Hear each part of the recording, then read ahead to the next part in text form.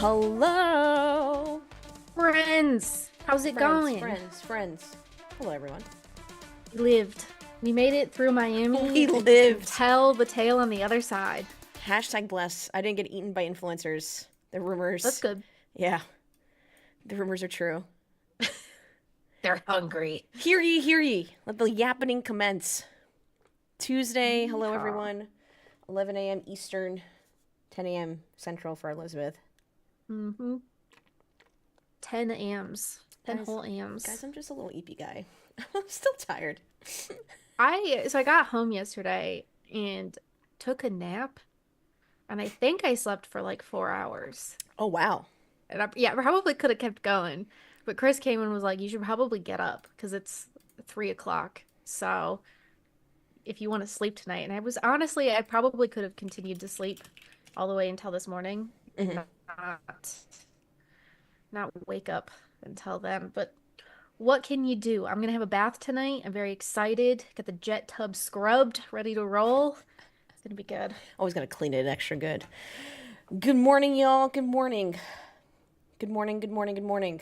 I see Ash spent $180 on a podium hat. I did not. Do not start rumors in this chat that I can afford a $180 hat. Okay. Yeesh. Did you get it for freebies? No, not that either. Did you steal it? No. Oh. Also, if I did, I wouldn't admit that on the internet. In case the FBI is watching. And I get deported because my parents were illegal immigrants when they had me in the United States. So we're just really towing a fine line here, Elizabeth. What we are doing, secret ingredient for the 38 months. I have 25 minutes before I have a meeting. Let's get to ranting. That's so funny. She expensed the $180 hat. You can't just write off a $180 hat in your taxes.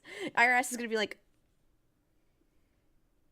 just bury it in there. But you can write it off as like sun protection coverage. I guess necessary. Okay, this is a question for chat. Do I take this tag off or do I leave it?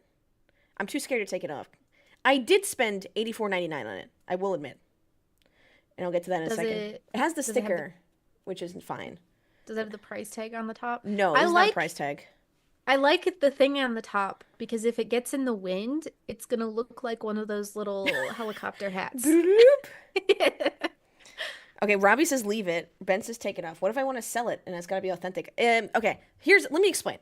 So Pirelli USA, take off the tag, leave the sticker, take it off. Okay, I'm going to go with majority here. So what had happened is I saw this hat, and a lot of you may know or may not know. You sell a hat? Exactly, Ben. I love baseball caps. I think I now finally own at least 100 baseball caps in my possession of either motorsports or various New York sports teams, or not even New York sports teams, since I have the Daytona Dry Tortugas or Daytona Tortugas, whatever, minor league baseball team hat. Am I from Florida? No. Have I been to Daytona? Once. Have I ever watched them play? Maybe. Maybe they're in Charlotte. I don't even remember. But, I like baseball hats. So I saw this one come out from Miami, right? Pirelli Special Edition Podium Cap. I'm P1, obviously, suck at Lando. And I was like, okay. It is $80, $84.99 with shipping. That is a lot. But, I'm not going to buy any other Pirelli hats. I might as well wear this one. I like wearing hats. I will wear this one out. Etc., etc. I collect baseball hats. So I justified it in my head. You get, a nice dust bag, too, from Pirelli, which I don't know, what I'm ever going to fucking use. But, whatever. It's a collector's thing. Miami has a sticker. It has, really cool, the coordinates in here. You probably guys don't see it through the camera, but it's fun. I bit the bullet. I bought it. $84.99. Came yesterday. But during the race, I saw people walking with it. So I was like, oh, awesome. You can buy it here. I was like, let me just see. What if I just, bought it so I could have it now and just, return the other one or whatever, or gave it away? Yeah. Fucking $185 at the track. Ugh. They're charging you $100 extra to buy it right now. I want you to know baseball caps usually cost $23, $25. My Yankee set that I was going to say $20 that I got on sale. Okay. $90 is a lot, but it's one of those things of if you twist my arm, I can spend it. Yeah. $185? I think I'd rather kill myself. $185 to buy it there. Yeah. Because you could have just bought it online and maybe probably overnight shipped it for less. Because overnight shipping's $25. You probably could have done that for $100 total, got it the next day and still saved money. Yeah, I went I went and looked at some of the merch because I usually like to get an event shirt and they had some really cute Miami shirts and they were like Yes. $90 and I was like, "No. No, I'm good. Yeah. I'm fine." If anything comes out from this listening to us ever, do not buy merch at the racetrack. No. It is significantly more expensive. It is significantly cheaper to buy online and like get it shipped to you or whatever. The crazy thing is like I remember being pissed because at the 2015 US Grand Prix, it rained and I was there with a jacket that got rained through because I thought it was a wet weather jacket and Ugh. it was not. So I had to buy a sweater and I was pissed that I spent $190 on a Mercedes sweater. But like at least it was a sweater and it was Yeah. like good quality and it was comfy and it saved my life that day. I didn't turn into a little icicle for a hat. Poor hat. So usually their hats are around $80, even like the Yeah. Mercedes special edition ones or whatever they came out with. At the track, they're at least 120, which is crazy because that's a $40 markup on already what is another like $60 I was gonna say markup. an already expensive hat. A pretty expensive hat, and it's crazy. Ray says $185 better come with some hand stuff from someone. I don't know if you want hand stuff from a stranger at the Miami GP, but I see what you're saying. I see what you're saying.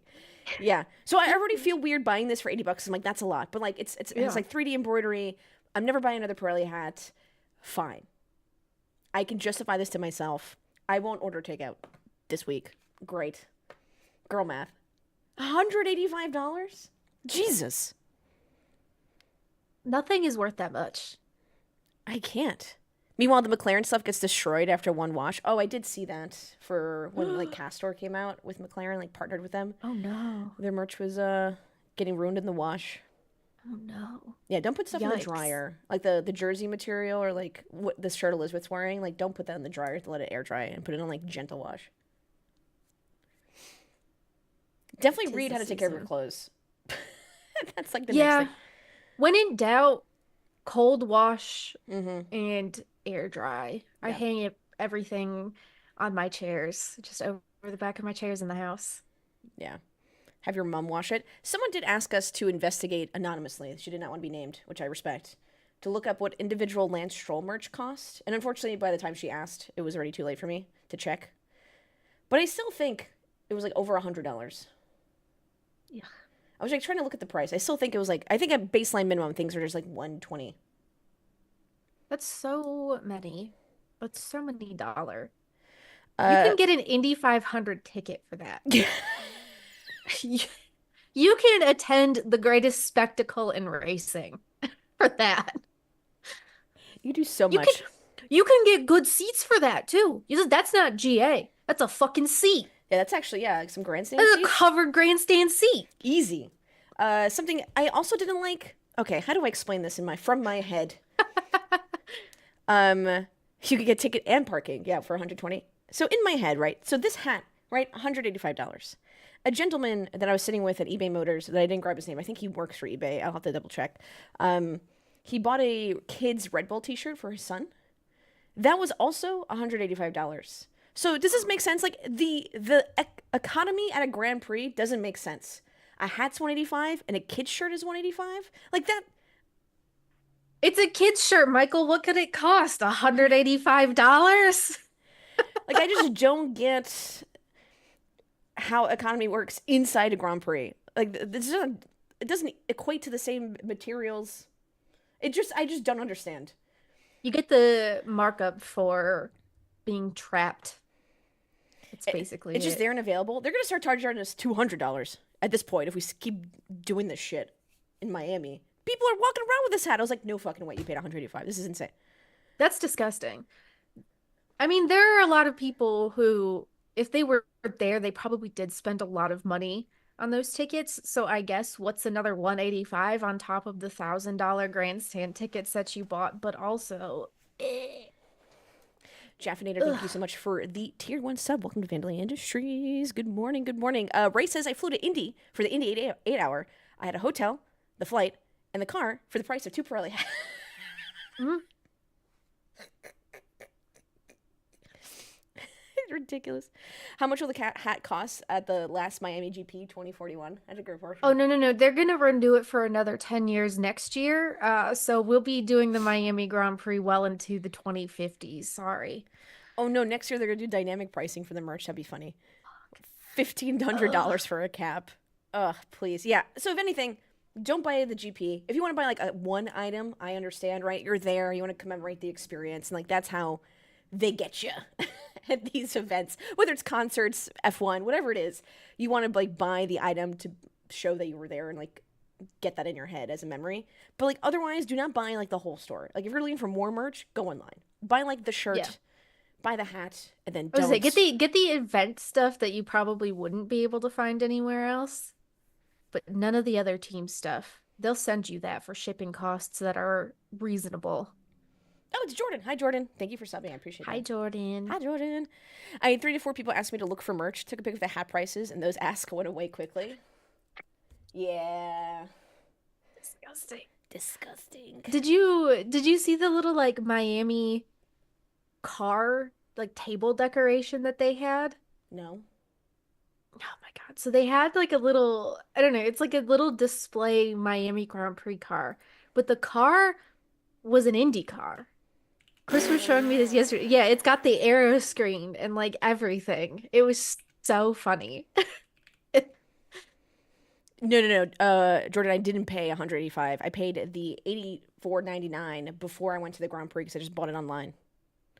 Capitalism at its finest, right there. They changed your rear wing slightly, so the rest is in R18. Oops. It's fine. Bring it, Was there bring supposed to be IndyCar to Formula gnomes? One. F1 was trying to do the Masters thing, and they said something about a gnome. Am I Oh yeah, crazy? though you sent me that. You sent me that. Maybe they just did a little video and that was it. Oh, maybe. But then what was the point? Capitalizing on the Masters for an internet moment. Yeah, but the Masters already was like a week after. I mean, a week before, or like a week and a half. Like, it was too late. You know? I guess. They're trying. That's what counts. Is there no gnome? I thought they had a gnome. I guess no one cares about the gnome. I mean, if there was one, I did not see one. No, I didn't see one either. It's just the usual merch, to be honest with everyone. So nothing crazy. They Yeah. did have like a whole Miami section. I think is what you were talking about. Like Hmm. a lot of Miami hats, like a Lululemon collaboration and some like other stuff. Yeah. But I've seen that. The Lululemon one, I was like almost tempted, but I was still like, I don't want to spend that much money. I'm good. Yeah. F1 Lego sets are probably the most reasonable price merch of the bunch, honestly. Yeah, so the Masters, the way it works there, like they don't mark up crazily. Like, right, the food like is famously just a regular price. The tickets are even a regular price. They're just hard to get. Oh. Yeah. So people might resell them, even though you're not allowed to resell them. If you like catch you reselling, like you're no longer allowed to buy tickets and all this other stuff. But yeah, anyway, Black market Masters tickets. we'll get to the F1 renewal. But ladies and gentlemen, shall we get started on the great yappening? We're here. We're doing it. We're live. We're live, baby.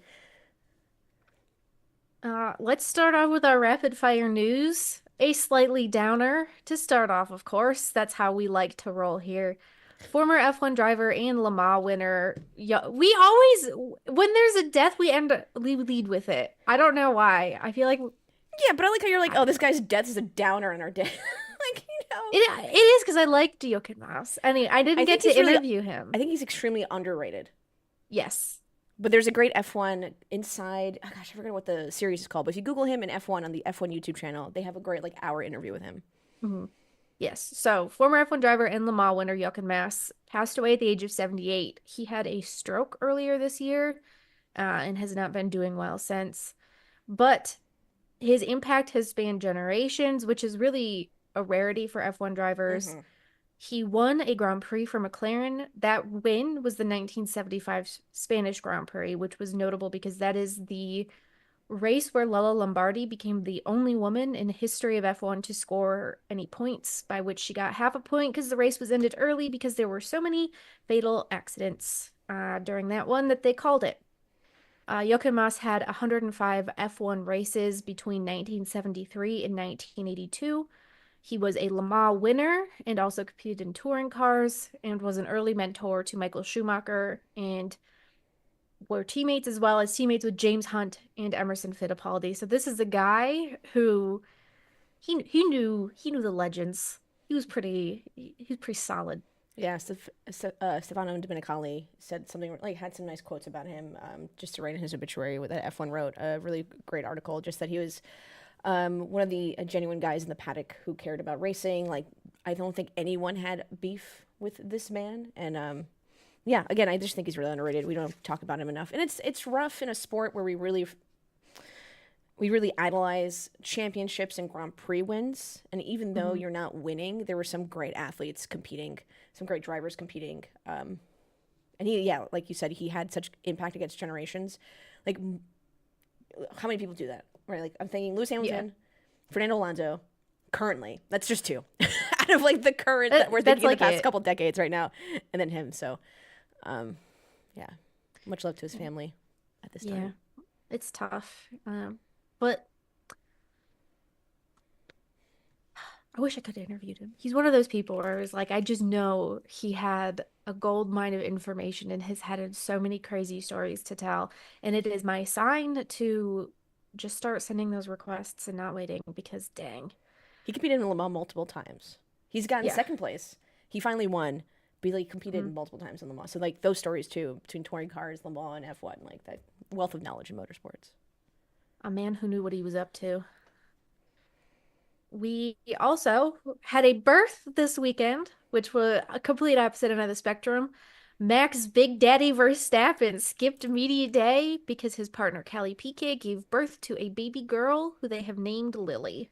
What first of all, him skipping media day, just icing on the cake. I would honestly, the best gift that little girl could have given him, the ability to skip media day. And I hope people understand when I say this next thing. I love when men of a sport who are like known to be aggressive and tough have a little baby girl because they do not give a shit that it's a baby girl. They will be like, "You're getting in the car." Like I know so many like motorcycle or Moto America riders that have baby girls and boys, and they're just like both of you on the track right now. Like I don't Yeah, care. Like both of you are getting the opportunity, and I feel like this is like one of the many ways where you get more women in like the upper echelons of racing and more consistently exactly. because they're gonna be like, can you imagine Max Verstappen having your back in a couple of years when like Lily wants to race? Not only is she like she has access to such great racers if she so chooses, of course. She has access to some of the greatest drivers in the world, and also Max Verstappen is like her dadager, and he's gonna be like, "I'm sorry, you don't like her because she's a what? A woman? I'm sorry, dumbass." He's gonna be like, "That's stupid. I'm over it. Called out." I like to imagine Max Verstappen breaking the cycle and he'll be a good dadager, not a I'm gonna leave you at a gas station dadager like his father was. He seems really like if you've seen the clips of him with Penelope, who's Kelly's other daughter, on like his live Oh my streams and gosh, stuff, he's such a they're softie. so cute. So I feel like he's become a new generation, which is nice. It's nice to see. Yeah, Metric says stopping generational trauma. Max in Hmm. his feminist icon era. That's what I'm saying. That's why I love when male athletes have baby girls because they just don't care and they're like, okay. Yeah. And then it's interesting because they're like, I didn't realize that like this wasn't like this is what I did as a kid. I'm not sure why my Yeah. daughter wouldn't just do this too. It was just like this just makes sense. I liked Fernando Alonso said, I can't wait to race against her in Formula One. Yeah, It's just really funny. He's Our, still gonna be here. my favorite Ricky. Yeah. Also on the lineup, apparently Franco Colapinto. We've got new rumors around that he will be replacing Jack Doohan in Imola. So we've had this back and forth on this. The rumors were Jack Doohan was going to continue to keep his seat until the summer break, at which point he would be reevaluated. Uh, but then the team changed, like things changed. There were one of Franco's big sponsors was on an Argentinian news show. I don't know if you saw this. Um, and he was being grilled by the interviewer of like, when is Franco going to be in F1? Is Franco coming in? Is Franco going to be there? And he was really uncomfortable and like trying to dodge the question. But as they were going to commercial break, he was caught on a hot mic saying in Imola. So, yeah. So this Whoa. was before Miami. So that was like the talk of the weekend. Alpine shut it down. Um, and then in Miami, Jack Doohan was talking about, and he was like, everything happens for a reason. Um, he was like, I don't think about these things. And I was like, I don't know how you don't think about these things. Yeah. Uh, but then he had his puncture at the start of the race. And then Oliver Oakes, the team principal, canceled his media availability. And we were all kind of, doesn't usually bode well. You can't read into it too much, but also it's hard not to. So who knows? They Alpine haven't said really all that much about it. They also have not denied it. So we'll see. Bum bum bum. There's been some debate of. Sorry, that sounded like the Law and Order SVU intro, and I don't know why I did that. Let's investigate whose fault it is. Yeah, people are saying that he didn't really seize the moment. He hasn't done his best. He's had like two lap one, like DNFs essentially, or has been out multiple races and just in lap one, penalties and such. But at the same time, Alpine also didn't give him the best environment to flourish, to thrive in. Whatever Yeah, a school I think principal would say to convince you to go to their school. They did not do from the that. moment that he was signed to that team, there were discussions about how he's going to be replaced. Yeah. So that's not an atmosphere where you can actually. Hold. Now it's What the back. hell is, what is OBS? Oh, my streaming thingamabobber. Oh. Chat, are we back? Please hold. Elizabeth, Chat? entertain the masses. Make sure my Chat? internet's not shooting itself. Chat, are you still R.I.P. there? Chat. I'm here. I'm hearing F's in the chat. Video unavailable. No! Oh, Lord Jesus.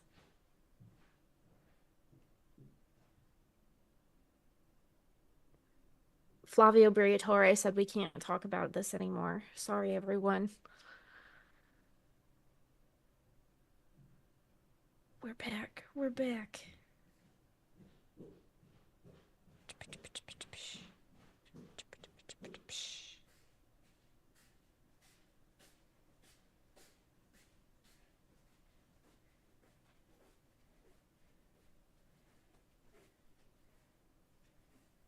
Buffer? Oh, Lord. There we go. Chat, are we back? I think we're back. Okay, all good now. Doodle, thank you so much for the 9 freaking months. Oh, Welcome back to Vandalay Industries. Whew. we did it. Man, I made a Ferrari joke Instagram. I just read it in the comments, and they seem pretty upset. Oh, no. I'm gonna go look at it. They're like, everyone's just shit. I made a Instagram reel. It's like a Ferrari joke. And everyone's like, everyone keeps shitting on Ferrari. I don't understand why. And I was like, all right, dude, it's not that serious. Have some fun. Have you seen Ferrari? They've been here for 75 years and still haven't figured their shit out. So, It's all right. It's all right, everyone. We're gonna have to learn how to take jokes in Formula One a little bit more. What were we talking about? Oh yeah, Alpine and Jack Doohan. Well, just like my internet, he's done. Anyway, moving on. R.I.P. We also had Mohammed bin Sulayem before the weekend in Miami posted on Instagram that the FIA is considering changes to Appendix B. So that was Appendix B is the swearing regulations, the you can't say bad things about the championship regulations, because the rally drivers in the World Rally Championship are having some, like, they've united against this. They have all decided collectively we are not doing interviews, we are not talking to anyone, etc., etc. So Mohammed bin Sulayem is saying they would like to consider changes for rally. Nothing about F1, but the drivers were asked about this in the press conference, and George Russell, who is the chairman of the Grand Prix Drivers Association, says that they have heard nothing. They have not had basically it came as a surprise to them that these were being these rules were being reconsidered for some series somewhere, but not for F1. Lewis Hamilton said that the teams like actually legitimately need to unionize. Um, George Russell was saying it was a very interesting conversation, but he was talking about how when he took on the role as GPDA chairman, he was not expecting it to have to be this political. He was like, in the past, in the past, it was like about driver safety and advocating for that kind of stuff and not going toe to toe with the FIA on whether or not you can say swears in your car while you're racing. And he was like, that was the weird part. So he apparently not expecting that, but yeah, there weirdness. Weird.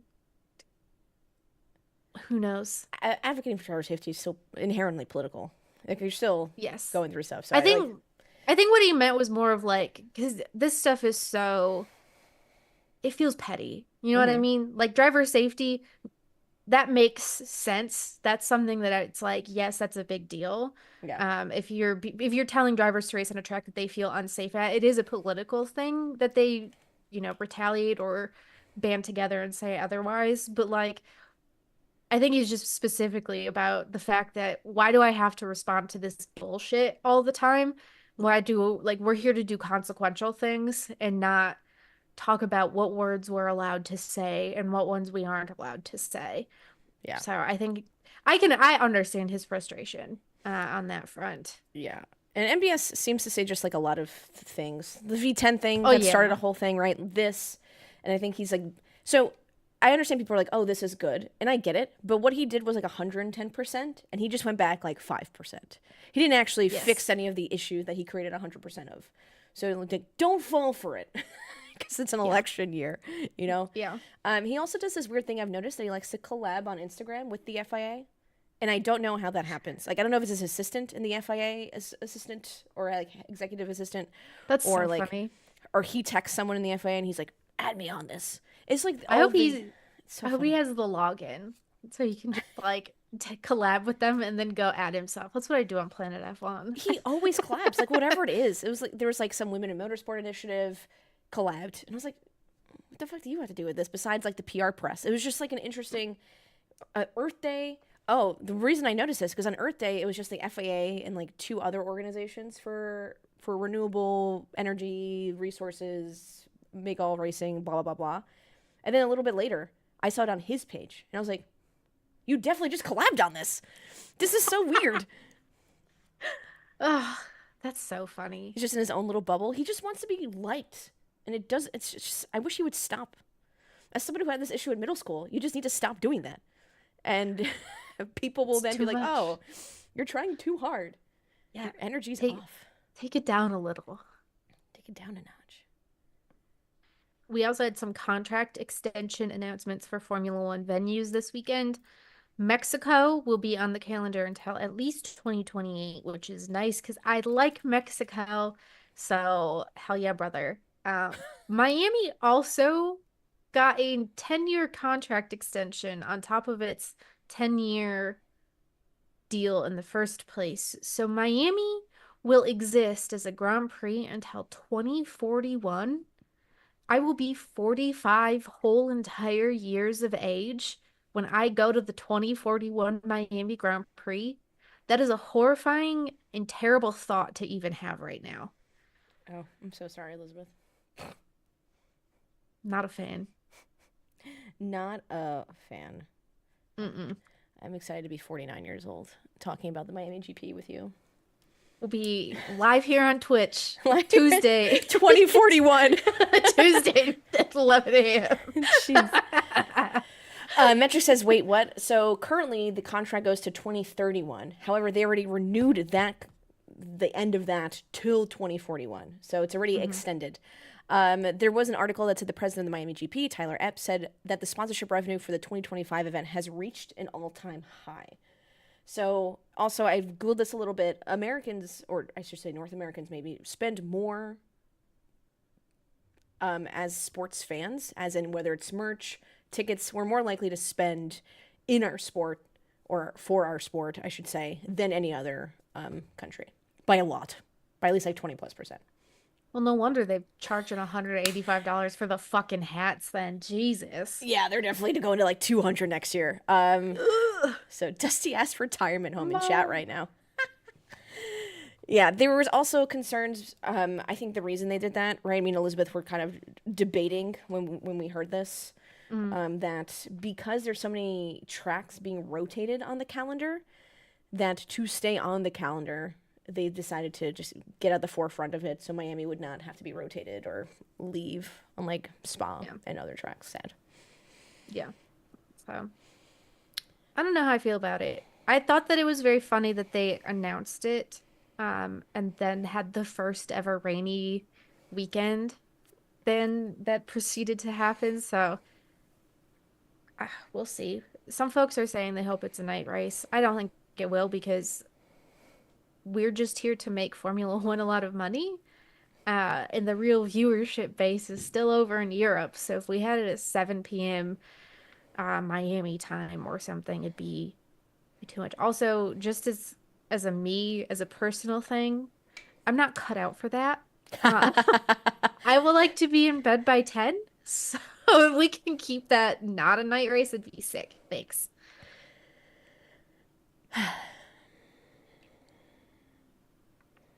All right. Next up, Audi. This has announced some restructuring ahead of the 2026 F1 season where it will be arriving as a power unit supplier.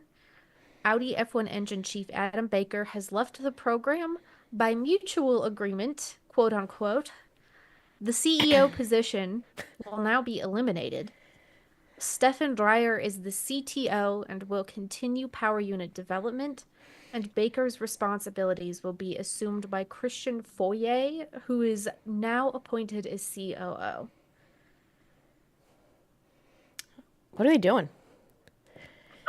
Try not to say my usual slogan, but what are we doing here? Yeah. Audi needs to get like it's not looking good. You're not even in the sport yet, and you're doing a lot.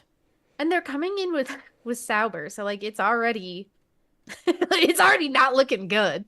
You're adding a whole new power unit to the thing. Yeesh.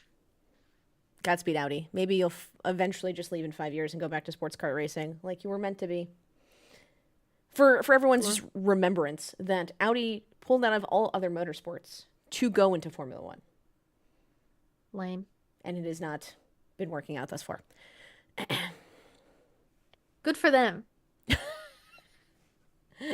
Consequences of my actions? Oh no. Not on my watch. We also have news that the NASCAR finale is going to rotate year to year. Homestead, Miami will take on the 2026 championship race, and Phoenix will be included in that rotation with other tracks to be determined in the future. No spring race at Homestead now as well. Wait. So Phoenix still has 2 races, but Homestead does not? So Phoenix, yeah, Phoenix still will have 2 races. Homestead will just have the one. A win's a win, And I guess? yeah. And then maybe other tracks in the rotation. Put it at Texas Motor Speedway. Fuck it. I don't care. Let me go to the finale. Yeah, but I just Phoenix doesn't need 2 races. It's just like not the best thing I've ever seen in my entire life, you know. But finale at Homestead, that's a massive W. That's what we love. We do Big love W's. that. I might just go because that shit's awesome. I love Homestead. It is so great. It is a pain in the ass to get there because it is in the middle of nowhere. But really great food. Actually, a lot more shade than I thought. It's just a vibe. It's great. I love Homestead. I love when I went there. It was a good time. We also had the Nice. viewership numbers. I know we didn't post it in our notes, but HCATS graciously put them in all the channels that was that was as Adam Stern put them out. So ABC Network got 2.1 million viewers for Sunday's F1 Grand Prix at Miami, and excluding pre-race coverage, that is down from 3.1 million last year. So they're down 1 million viewers from last year at the same exact time. Interesting enough, NASCAR had 2.560 million viewers for this Sunday's NASCAR Cup Series on FS1, which is up from 2.310 Oof. million last year, which made it the number one sporting event across Fox's channels last week. So yes, F1 used to have more viewership than NASCAR during the Miami Grand Prix. Now they've not only they have dropped 1 million viewers. And That's like insane. we don't want to there's probably a lot of reason. One of the reasons Yeah. some people are saying they got a lot of viewership last year is because it was a Game 7 lead-in. I think it was the NBA playoffs. A Game 7 led into the Miami GP, so people just probably had it on or left it on, etc. Kind of like how the most watched TV show that's not sports is the show after the Super Bowl. People just like leave their TVs on and stuff. So That's funny. we don't want to like go too into the thing, but then a million's a lot. That is a lot of people. That is so many. And it's not like 1 million people went to the GP and like just didn't watch it, you know? So Sheesh. yeah, ABC is network, ESPN is cable, but FS1 is like one of those channels that you definitely don't just like have sometimes because it's just like FS Sports. Like you have Fox News, I think usually. And then it's like FS1, FS2, and whatever. Does anyone know what channel the pre-race was on? Because I can't remember it being on ABC. Maybe it was ESPN or ESPN2. Hmm. One of those. Who knows? Who knows? Indycar did also have better numbers. Oh, It was 914,000, up from 763,000 last year. So, woohoo. you know, that's good. I wasn't one of those people. It's, I guess that's great. I think people are still not annoyed, but people are commenting that with the Fox deal, we should have a minimum of 1 million. Yeah. I don't know that they've done anything to justify it.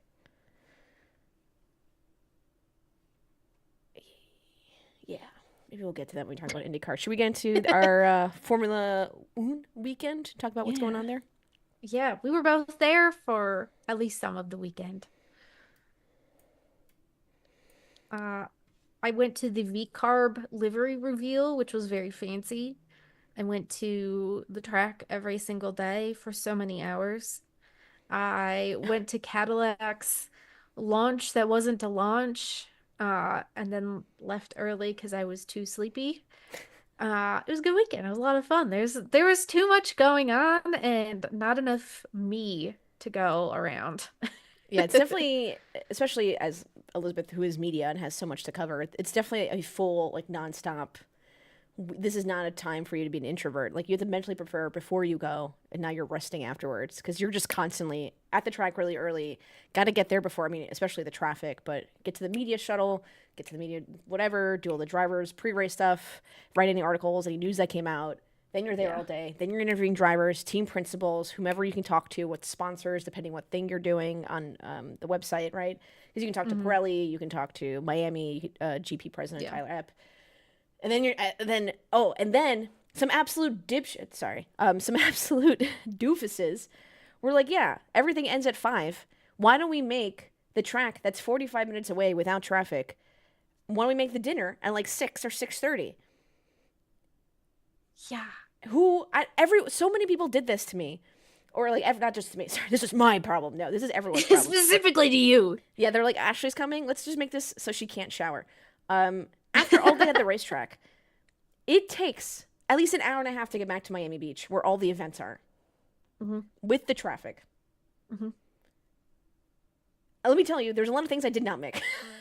It was just too late, and I was like, I don't. Did people leave early? Was this like, should I have known that? But then I would have missed. Then I would have missed this this segment, the sprint race, the Yeah, the qualifying. crazy thing is a lot of those, especially if it's influencer related, because the first year that I went to Miami, I went with Red Bull's culture arm, and it was great, but they didn't plan for us to go to the racetrack. They had an option for us to go to the racetrack if we wanted to, but the schedule was designed and built around you basically just like hanging out in Miami Beach. Um, So yeah, there was the me who was like, all right, it's 6 in the morning, time to get up and go to the racetrack.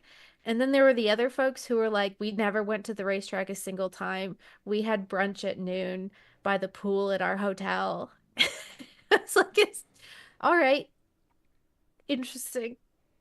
It's- That's a good way of looking at it. I wonder if they didn't expect influencers or like because there's also different influencers, right? There's like the motorsport Yeah, ones, and I just want to watch the racing. That is my yeah, big thing. I would like to watch the racing in its yeah, entirety. And sometimes it's just hard to do that at the track, let alone like if I don't want to leave early. I don't want to miss qualifying. I don't want to yeah. miss the sprint race just because I can leave early to make this dinner. But then I guess like some like for lifestyle influencers, I've heard many of them just like left, like didn't watch the race, and that's their prerogative if they want to go back to the hotel and watch it or et cetera, et cetera. Saturday I did leave early so I can watch regular qualifying in peace. Or no, Friday I left early. Sorry, I don't know what days are, but because once I realized it was so bad to get to the track, I had to. There was a golf cart lady, that was very nice, and she would drive me to the Uber, like 2 miles away, the Uber Oh lot. my God. And she says she does this for all major events, and that's how she pays for her daughter's college. It's Um, I I think it's really also fun. had a shuttle driver for the media shuttle that would take you from the track to a 24-hour Crunch Fitness where the media the media pickup was. And she was in the same boat where she was like, I do all of these I follow F1. I drive shuttle for F1. And I usually do it for the drivers, but they've got me on media, and that's how she pays for her kids to go to college. She's also, when F1 is not doing things, she's also a flight attendant. And Hells when yeah. she's not doing either of those things, she volunteers in Africa and like is a professional chef for That's so kids down there. badass. I was like, can you I was kind of upset because I had her on Thursday. And I was like, I kind of would have liked to be stuck in traffic with her because I would have loved to have heard everything that she has ever Yeah. done in her entire life. But no, I got her on media day when there was no one else around, and then every other person I had was a real wiener. Yeah, so it's interesting to see how the events, my AGP stuff, because I always want to quote unquote work, if that makes sense. Like I want to interview people. I've tried to pitch this 100 times to teams, to someone. Let me tell you the idea. And then, so the idea is like essentially dirty jobs, but for motorsports. Like I emailed Miami and I was like, let me help you set up for free. Just let me Mhm. record. Let me help you set up the Miami GP. Whatever it is, I will be there at 6 a.m. and I will help you put concrete barriers where they need to go. I just want to record this because I think it's cool. And like, let me walk around with your team and like, we'll talk and interview and whatever. They're like, yeah, let's see. You need to check some permissions, blah, blah, blah. And like, I want to work with the team. Like, I want to be in your merch trailer and help you sell merch and like try to do the whatever, like, whatever the job is. And I understand, like, Yeah. I can't be in an active pit lane refueling the car during a race. Like, I get it. But there's no reason I can't be with like a spotter before or after, talking about what just happened or like Yeah. going through and like standing or maybe even like not obviously bothering them with their job, but there's like if there is room. I understand this is a job during a race, so I'm not going to try to push myself, but if there is room in the spotter stand for me just to observe and like let Yeah. them do their job and just me be like, oh, this is so cool, like obviously not reveal any information, they would approve all the stuff afterwards, and I get it, that's hard because it's an active race, maybe a practice session. I just want to do dirty jobs but for motorsports, like I want to do stuff at a racetrack. I think it'd be really fun. I know. No one's doing that. I think it'd It's be so fun, but no one's letting me do anything. yeah. I was like, God, dude, I'm free labor. There's there's so many jobs in racing where it's like, how the hell do you even get here? Yeah, And that's the like next thing, right? you like maybe you want to be involved in the motorsport world, but it's like I don't want to be a driver or a media person I want to or work in IT. a I want to work in the yeah, broadcast truck. Let me yeah, follow your broadcast people around with the truck getting there because I've seen photos, right, like of the cables and all that stuff. Let me sit in that truck and let's like do this. yeah. There's so many options. Yeah. Mm. Anyway, yeah. Miami was a lot of events, so me and It Elizabeth are was a tired. lot. Yeah, I feel like I'm a third of a person right now. So if it's taking me a while to say things, that's why. My brain's not quite there. And also, I picked an early morning flight to go home, so I had to wake up at 4:30 Oof. to get an Uber. And then my Uber was late. Oh, I hate And that. that's a whole other story. What I also noticed when I was sitting with some people and like interacting with the crowd, it was a lot of it was just base level fandom, which is fine. I guess I have to stop not stop expecting me from other people. I'm just thinking if you're spending this much money, you must Yeah. want to be into racing. But so many people had Yeah. no idea what was happening, no clue. As in, they were like, they're like, what's the K by this Bortoletto's name? And I was like, oh, it's the team. It kicks Sauber, and they're like, oh, interesting. And then for F1 Academy, someone was like, I don't understand. Like, is this a Red Bull driver? I was like, yes, but each team sponsors. And they're like, oh, I didn't know that Puma has an F1 team. And I was like, no, they don't have an F1 team. They're just a sponsor of an F1 Academy, whatever. And then someone was asking me Yeah. just basically how qualifying works. And the more I kept talking to people, it was a lot of interactions of some people knew like the drivers and stuff, but a lot of people didn't really understand the format, which is fine. Like that's you want to pay the money and show up. It's your event. But it's to me similar to the Indy 500 quote unquote problem where people will go to the Indy 500 and not give a shit about IndyCar Yeah. because it is a Yeah. spectacle and it is a fun and it's a party. So I think the same thing happened here where people will go to Miami and go to the Hmm. GP because they know it's a big deal, but they probably don't interact with Formula One. They probably don't Yeah. listen to any podcasts. They don't like interact with the news. They don't really know. I Yeah. think they didn't know the Kick Sauber team, which blew my mind. I was like, who do you know? And they knew Yeah. Hamilton. They knew Lando. I Yeah. forget there's one driver that was really random that I was like, how do you what? But yeah, I thought it was just interesting that a lot of people that I talked to were just like, yeah, this was here. Knew know about Formula One. It's a big deal. Decided to see it. Don't know anything. I was like, oh, okay, But yeah, it's a big it's a lot of money. investment.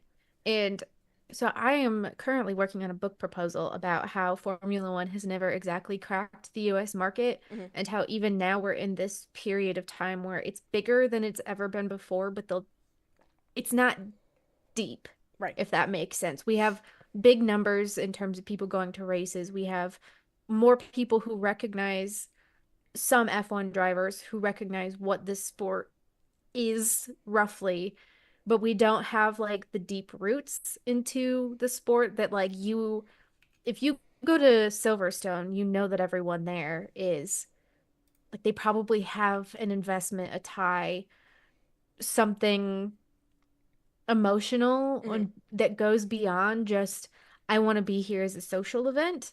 And in America, we're still treated as like a social event because F1 has kind of intentionally curated it that way. Like Right. when you go to Miami and Vegas now, those are both races where you don't go as much for the racing as you do for the everything else. Yeah.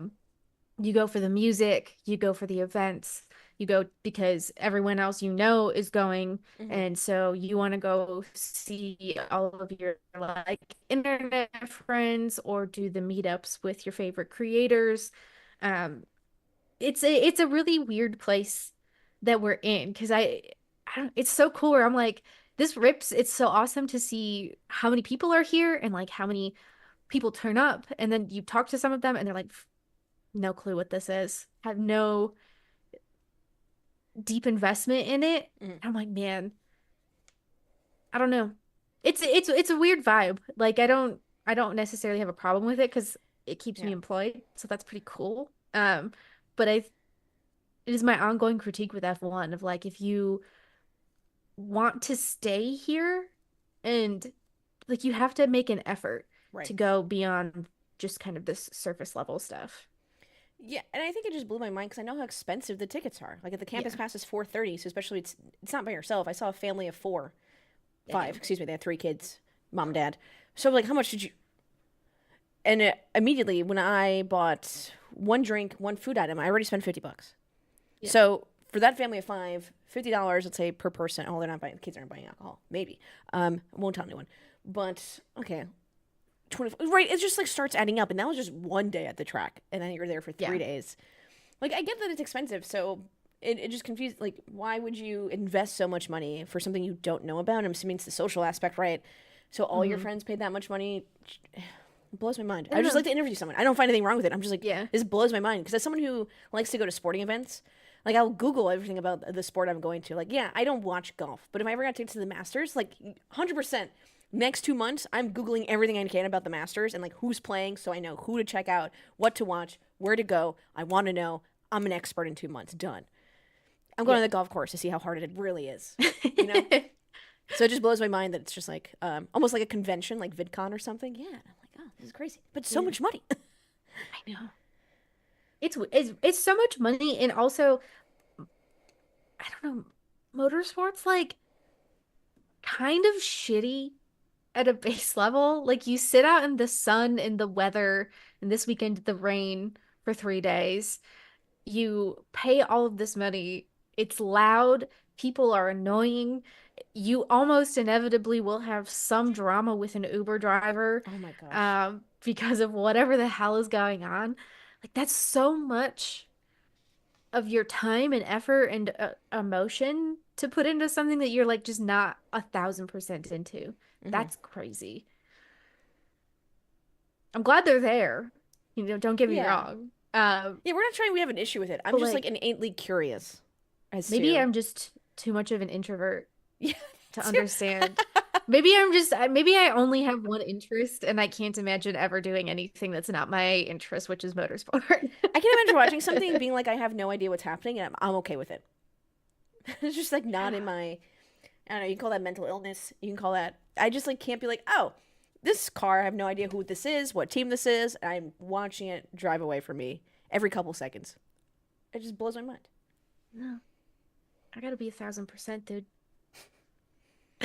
All right, let's talk about what happened though during the Miami weekend. Yeah. Sprint race weekend, so there's that on top of everything else that keeps you running around like a chicken with your head cut off. Kimi Antonelli on pole for the sprint race. He's the youngest driver to ever get pole in any F1 format.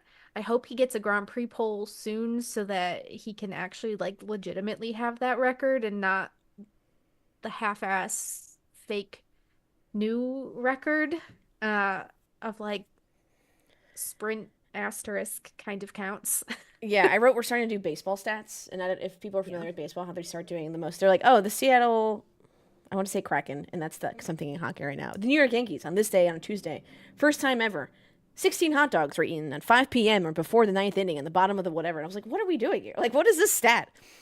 I know. So It's we're starting to do that in Formula One, where they wrote, yeah, get any poll in any F1 format, and I was like, okay, so I think okay, this is I didn't know if I wanted to talk about this, but you know what I do. I do whatever. want to talk It's a about safe this. space, right, Chad? Um I went to the F1 Academy docuseries first episode release party this weekend, and I enjoyed it and I thought it was great, but multiple times throughout the build up to the episode and then during the episode itself, they talked up Susie Wolf as being the most recent woman to make it to F1. And I was like, this comes with such a big asterisk. Mm-hmm. Because it's not like she made it to test driver level. She is the last woman to compete I in see what you're a saying. Formula One weekend. But to me, it feels if you say she's the last woman to make it to F1, that feels like competing. Like that feels like there should be some sort of qualifier there, I guess. I don't know. I don't want to be like to take it away, but I also don't want to be inaccurate about it. I don't want people to have this assumption that she was an active competitor in the Formula One world Right. if she did a test session during FP1 a couple times, maybe just once. Yeah, and I wonder if that's F1's way to cope that, as you mentioned, Yeah. I mean, yeah, the current format of Formula One is 75 years old. It's not that long. Yeah. And we don't have a lot of stats because we don't really keep them till like Yeah. now that we're doing the most random shit. So I wonder if this is like their way to cope of like, look at Maybe. us, like it's cool. Yeah. I don't know. It drives me nuts because there's also the stat that like Desiree Wilson is the first woman to win a Formula One race or something. And it's like, well, it was British Aurora Formula One. So like a sub Formula One series that existed for a while, but it wasn't like Grand Prix racing. So I guess you're right, but like also there's the asterisk that it just pisses me off. Maybe I'm just too stats minded. But Kimi Antonelli, good Yeah, job. I know Toto Wolff go hyped you up, Kimi. so go Kimi. Good for him. We also had rain in the build up to the sprint race, so delayed for about 20 minutes because on the recon lap, Charles Leclerc crashed his car. So out before the race even started. Race postponed for a little bit while the rain stopped and then the track cleared up a little bit. So we started the race on intermediate tires. Oscar Piastri absolutely bozoed Kimi Antonelli at the start. Agreed. That was just pure inexperience showing on Kimi's part. Hmm. But it was good. We had pit stops during the sprint race because a lot of the drivers and teams were swapping from the intermediate to soft tires as the track dried up. Red Bull's pit crew let Verstappen let Max Verstappen out early into the path of Kimi Antonelli, so they collided. Max got a 10-second penalty for that. Um, but there was also a safety car shortly after. So the safety car came out because Liam Lawson, who I think wins the award for Menace of the Weekend, hit Fernando Alonso and sent Fernando into the wall. So safety car comes out until the end of the race to they cleaned it up. It took forever. It was in a weird spot. Max finished, he was classified 17th. This is the first time since the 2016 Belgian Grand Prix that Max Verstappen finished a race outside of the points. Fucking, speaking of wild ass stats, that one was like, That's a good stat, though. that one was mind-boggling to me because that just shows, like, that's not counting retirements or anything. But when he crossed the finish line, that was the first time since 2016 that he crossed the finish line outside of a points position. And he was still technically, I believe, in the points paying position when he crossed the line, but because of the penalty and the safety car bunch up, it was Jover for him. Yeah. See, this is one of the things that I think people don't like about motorsports, but like that wasn't his fault. That had nothing to do with Yeah. like the sport itself. Oh, I guess it Yeah. does inherently what F1 is, but when you're thinking about sports, it's just like, oh, your pit crew did this, and like now you're punished for it, which is like, yeah, it's a team sport, gotta get punished. But with the large betting culture in the United States, people are like, why isn't F1 like so lucrative? And I was like, because all this random shit happens, and no one wants to bet on that. Exactly. I mean, have you seen the FIA rulebook? They don't even know what the fuck's going on.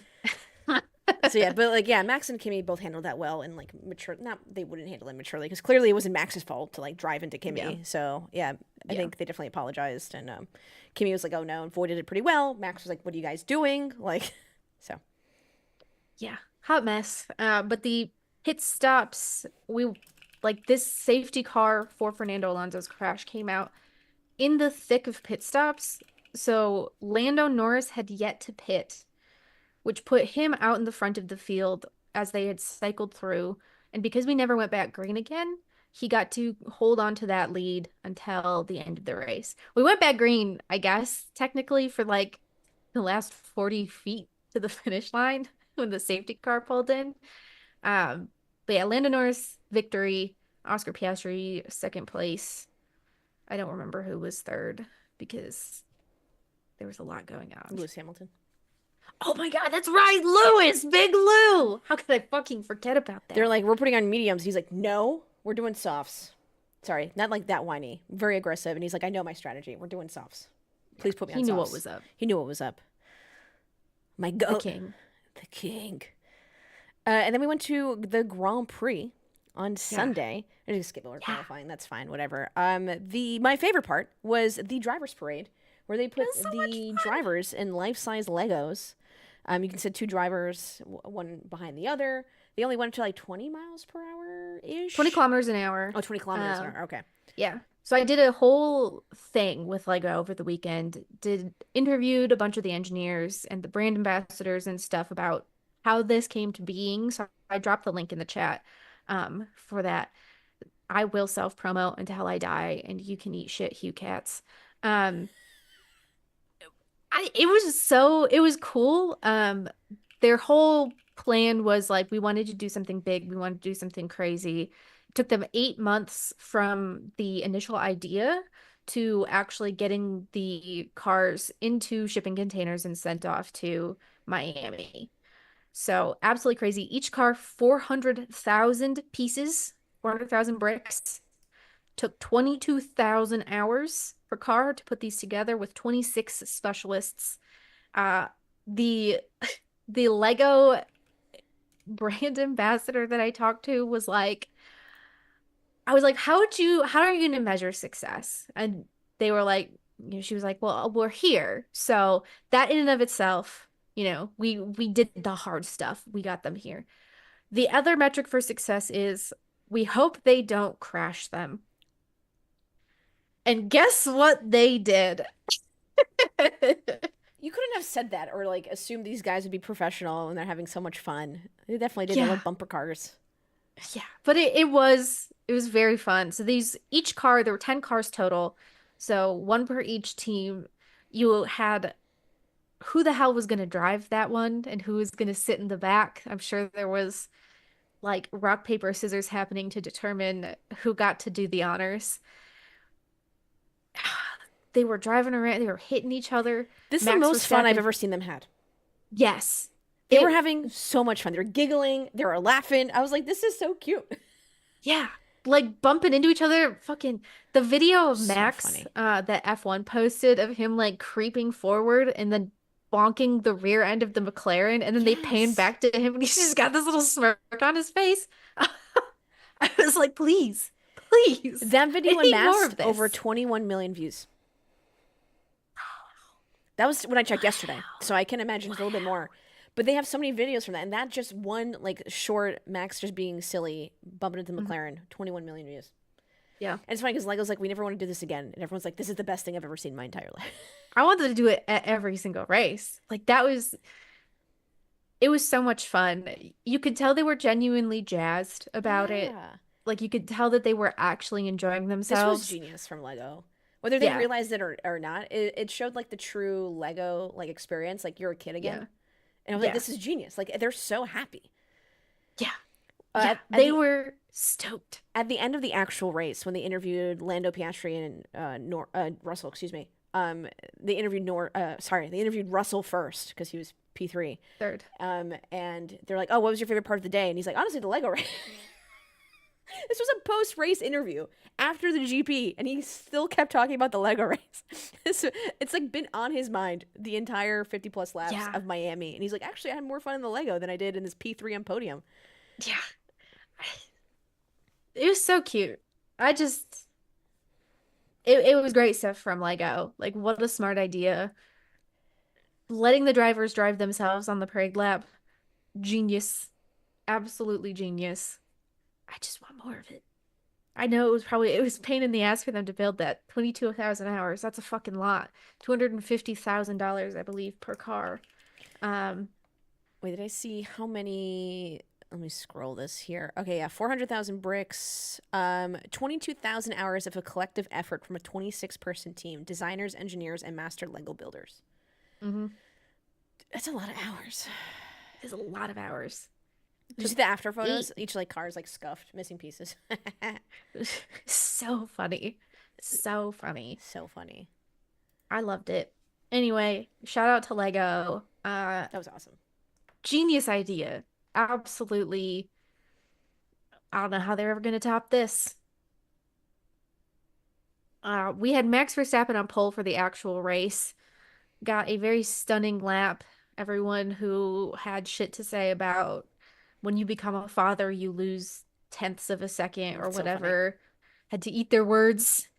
But then we got the start of the race, which I have been hoping would be wet because the F1 Academy race was rained out.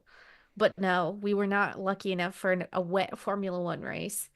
Lando got absolutely bozoed at the start. Lando started from second alongside Max, tried to take advantage of Max locking up into the first turn by sending his ass in there, missed the corner, and then had to go drop back to sixth place.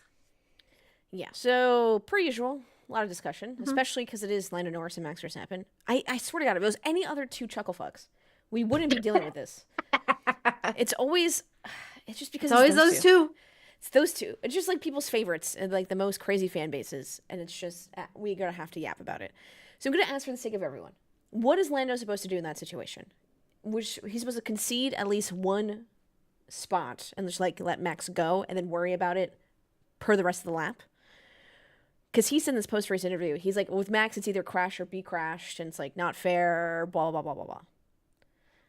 Okay, so here's one thing. This is also just kind of a tangent, but if you've never noticed the way that Lando talks about Max when Max is not on the podium with him, and the way that he talks about him when he is on the podium, two completely different things. So no Max podium meant Lando was talking shit.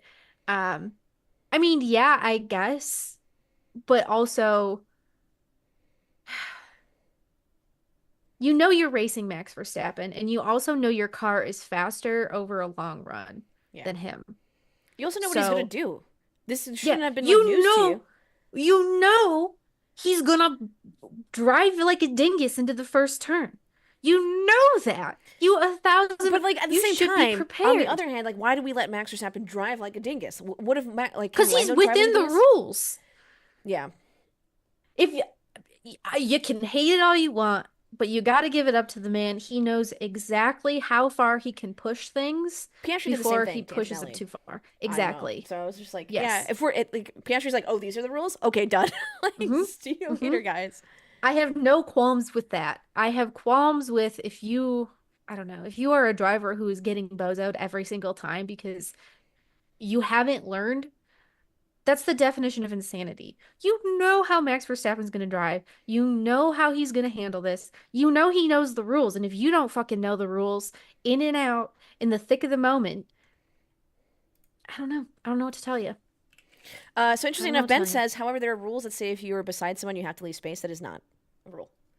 No. Fun fact: that is not a rule. That's not an Except, official guideline, and yeah. whatever And that we especially don't see. on lap one, the rules are less rulesy. They give you a little more leeway on those things because everyone is bunched together fighting for position.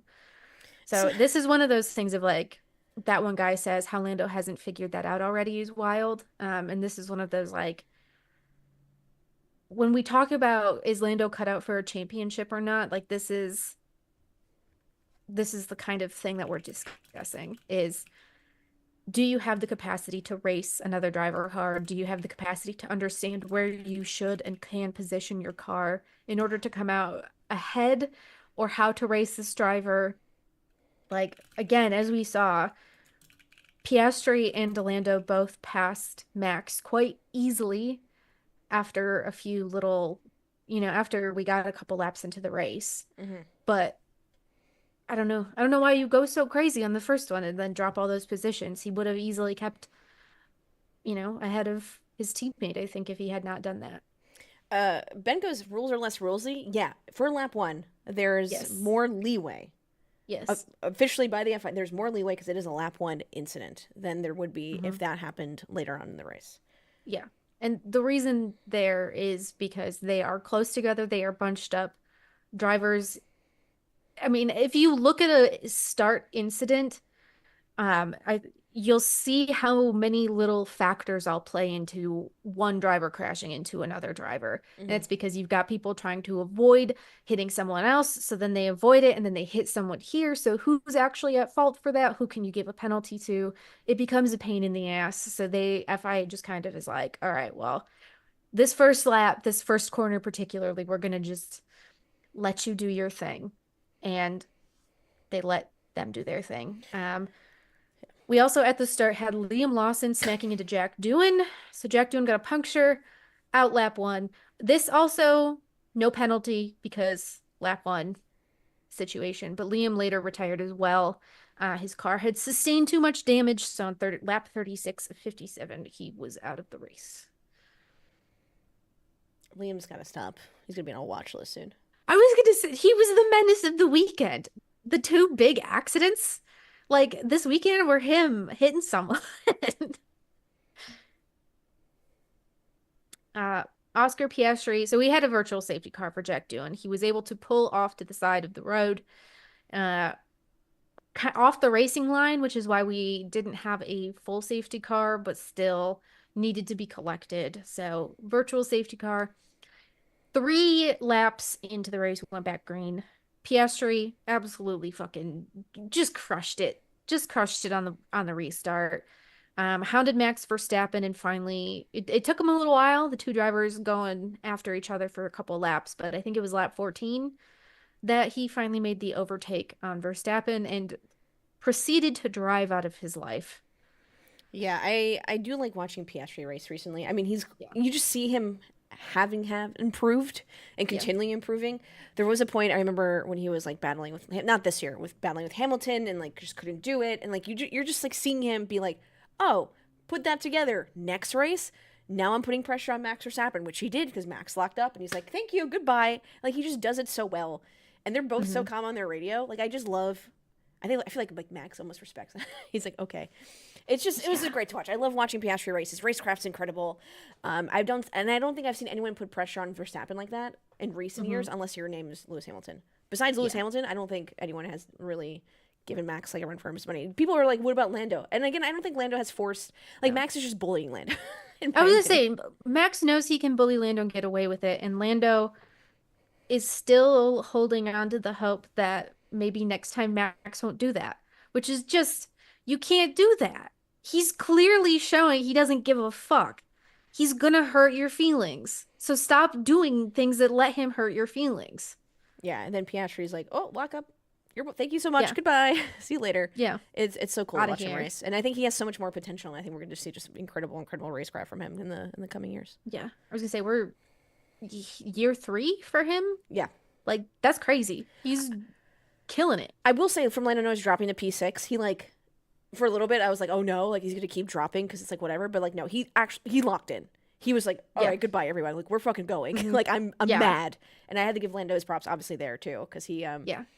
he he knew what happened. He was upset, and he's like, we gotta get back up there, and he did. Yeah. It sucks that he can be so decisive, but only after something has kind of like happened that forces him to become that. Like he can't be Yeah. decisive right from the start. You know what I mean? Yeah, it's frustrating because I feel like in Australia, and I will say this again because that's like the glimpse that we saw this year. Yeah. That he was like, we're doing this live, like we're crushing it. And then I haven't seen that since. And I was like, what happened? You had this I in know. Australia. You had this, not cutthroat. Like, I don't want to say that in a negative way, but he was like, heads Yeah. down. We're racing. Yeah. I'm being a little aggressive. I got to do what I had to do. I am driving. We're strategy calling. I know He was exactly what I want. confident in himself. He was so confident. That's the big thing. He could see how to get to the finish line first and told his team what he needed to do to get there and did the things that he needed to do as a driver to get there. And like since then, we just it's like he's second guessed himself, which I think is just we saw that he can do this. We see these glimpses, such as in this race where he was absolutely demolishing the field to get back up into second place and absolutely hounded Max Verstappen to take second place ultimately away from him. Like we see these moments, and it's like if you could do that for the full Grand Prix, you'd be set. Juan says on the YouTube, every Max versus Lando always results in Lando losing, regardless what the stewards say. Yeah, gets bullied every time. Even when he's not in the wrong, he's still losing. Yeah, exactly. Ugh, We're okay. crazy. Look, I personally hate Lando, but that's besides the point. We're not mad at him. We're just disappointed because we know it's there. That's the Yeah. thing. We know it's Yeah. there. And every time I don't see it or he like does something dumb where I know he should have done better, I was like, what are you doing? I'm not mad. I'm just disappointed. Yeah. I know his I potential. think that's And he's throwing it away, and I don't know why, and it's so frustrating. and it sucks because you can see that there is a driver in his teammate who has been able to make these mistakes, throw things away, and then go, oh, I screwed that up. Time to do something different next time. And then next time, he does better. He learns how to manage his tires, learns how to overtake, learns how to do XYZ, learns how to handle a lead. Like, I don't know. It was another one of those situations where if Lando had managed to stay ahead at the start of that race, I do certainly think that he would have continued on to hold that lead until the win, because it wasn't like he and Oscar were ultimately that far apart at the finish line. Yeah. I will say also that Lando was my prediction to win the WDC this year. So before people were like, you just hate him, I was like, dude, I had full faith in him pre-Australia. Okay? I really thought. Even post Australia, like yeah, he showed what he was capable of. Dorky goes, prove the haters wrong, Lando. It's me. I'm haters. Honestly. Ah. I want to go back. I just wanted to be like, I know we're like ragging on Lando, but because we know he's got everything to be in WDC. And it's like every time something happens, like, ugh, why would you do He that? has shown us all of the pieces, but he has yet to put them together into into a complete puzzle. Hmm. Like, girl, come on. You're so close. Yeah. I know you can do this. Oh, Williams. Speaking about team orders. Yeah. Team Alex orders. Albon reportedly, I don't know if that's official. They said this reportedly on F1 TV that he seems to have ignored Yes. team orders. P5 finish And for Alex. Carlos Sainz was pissed after the race, talking about that too. Yeah, P9. So Albon was instructed to keep Carlos Sainz in DRS range to help his race, but didn't. Hmm. He said, "See you later, sayonara." Hmm. So P5 for Alex Albon, P6 for Sainz. What was his quote saying? That Sainz says like, "Oh yeah, we'll talk about this afterwards." Not really happy about this on the radio, but we'll talk later. So Yeah. Yeah. That one was tough. it is tough because Carlos Sainz helped Alex Albon. Yeah. He's followed team orders previously this year. I mean, Yeah. obviously Yeah. only this year, but like this year. And the thing is, Yeah. funny enough, this happened to him in Ferrari, where he would help Charles Leclerc under Ferrari's team orders, but then they wouldn't help him. Yeah, Yeah. it's like probably one of the many reasons he was not thriving there Carlos, either. stop being nice. Carlos, stop being nice. Yeah. You gotta start being Yeah. selfish. I think we've seen that towards the end of his Ferrari when he knew he wasn't getting a contract when the Lewis Hamilton thing was announced. We saw him be selfish and just race Charles Leclerc and like do what he Yeah. had to do and be aggressive. Just commit to that the whole time. But it's a hard balance, I feel like, right? Like you want to be a team Yeah. player, but then the team doesn't want to play you. But then where does that leave him right now, right? Yeah. Alex didn't care, but Alex is not gonna get punished for it because he got P5. Mm-hmm. So is Williams gonna be like? It's just like this weird, annoying. It's hard. Yeah. What can you do? What can you do? Carlos being mad was kind of dumb because he also said they put him on the wrong set of tires. So if they did, Williams should have put Alex in front of him anyways. Yeah, but then Alex sped off, so it didn't really matter. Yeah. He was supposed to help him out, but he did in that aspect, but he did not. So it doesn't matter. He Mm-hmm. bulldozed Hamilton in the side pod. Y'all can keep your shitty edition, Carlos. Damn. Listen. Champ. Let me know how you really feel, Listen. champ. Sometimes you just gotta do what you gotta do. Sometimes you gotta do what you gotta do. Oh, we mentioned Norris moving through the field in P2. I did want to denote that Verstappen's radio while battling Norris was weirdly calm. Maybe that's the impact of the baby. He doesn't lose speed. He just calms down a little. It was so weird. Like he's actively battling, but he's like complaining about like he's like telling them that the brakes is wrong. Like something's wrong with the brakes. Like there's like this is shit. Blah blah blah. But he doesn't sound out of breath. He actually doesn't even sound like he's racing. Because usually when you hear people like they're like either not out of breath, like they're breathing a little heavily. Blah blah blah. Lewis is like, "Don't speak to me when I'm in a corner in a braking zone." The And Max, register of their voice is a little higher because Yeah. they're like stressed. the adrenaline. Max, Yeah. if you play me that radio, I would be like, "Oh, he's in a post race debrief." Like, "Oh yeah, these brakes were shit." It's just so calm. It was wild, and so was Piastri's too. I thought that was really interesting. Someone mentioned Alex Albon's kind of being an ass on the radio recently. In an interview with James Vowles, he said that Alex Albon didn't talk on the radio enough, so they never knew what he needed, and there was no communication. So they've told him to just be more animated and just be more on the radio. So if it works out for Williams in their communication strategy, I don't know if he's being an ass. Like, I don't know. Every driver has like their way of communicating, and you're driving X kilometers, miles per hour against 19 supposedly best drivers of the world. Blah blah blah blah. Like I You're wouldn't be. racing through soup in Miami. I wouldn't be calm. I wouldn't be nice. I couldn't even be nice waiting for an Uber. I didn't even have to drive it. Yeah, I was mean in the Uber dealing with traffic. Me and the Uber driver were both Yeah. cursing people out. We're like, what the fuck is this guy doing? And I wasn't even driving in Miami traffic. So yeah, whether he's being an ass or not, it's like I guess a personal thing how people want to talk. But they've asked him to be more communicative on the radio, which is why you might be hearing more Alex radios. Yes. We also had another virtual safety car. It was a story of virtual safety cars during this race. Another for Behrman that popped out mid-pit cycle. So Max Verstappen had made his pit stop just before that VSC. The VSC then allowed Russell and both McLarens to pit for a shorter pit stop delta time. Russell got by Verstappen during that cycle for P3, which he held on until the very end of the race.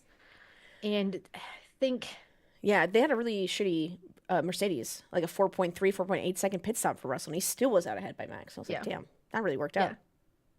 yeah. He was like in a league of his own for most of the rest of the race. Max caught up a little at the end. Yeah. We also had a lot of Ferrari drama. Oh, Ferrari, yeah. Ferrari were not happy. Lewis was not happy.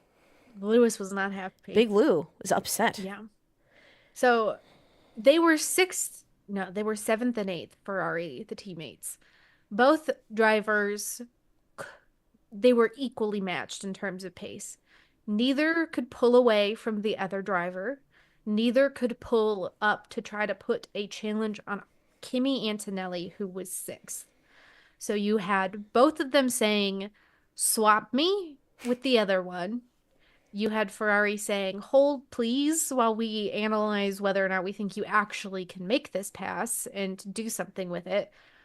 You had a lot of frustration from Lewis Hamilton in particular, who, when they told him, hold on, let's analyze this, he said, why don't you guys have a tea break as well, which was very funny. He said that they were doing bad teamwork. What was the other one? He had another banger of a line. Insert chart, will remember. But yeah, there Yeah. was.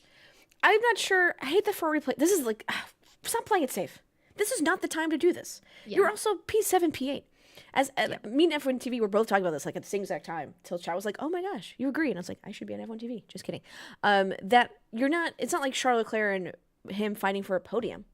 They're not P1, P2, Yeah. and they're P7, P8. Just swap them, see if it works, and then swap them again. Yeah.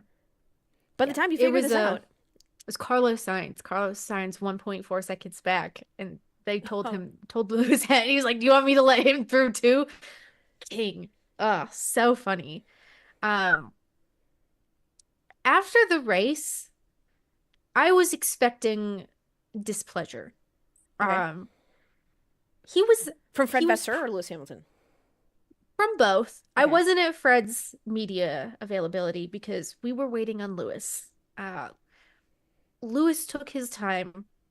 I think he was cooling down. He, Respect that. I think he showered. He changed clothes. Uh, so it was like 2 hours after the race. Finally, we got Lewis, and he was like, "I didn't think it was that big of a deal. Like, I was just trying to talk to the team. Like, he was like, I wasn't even really frustrated.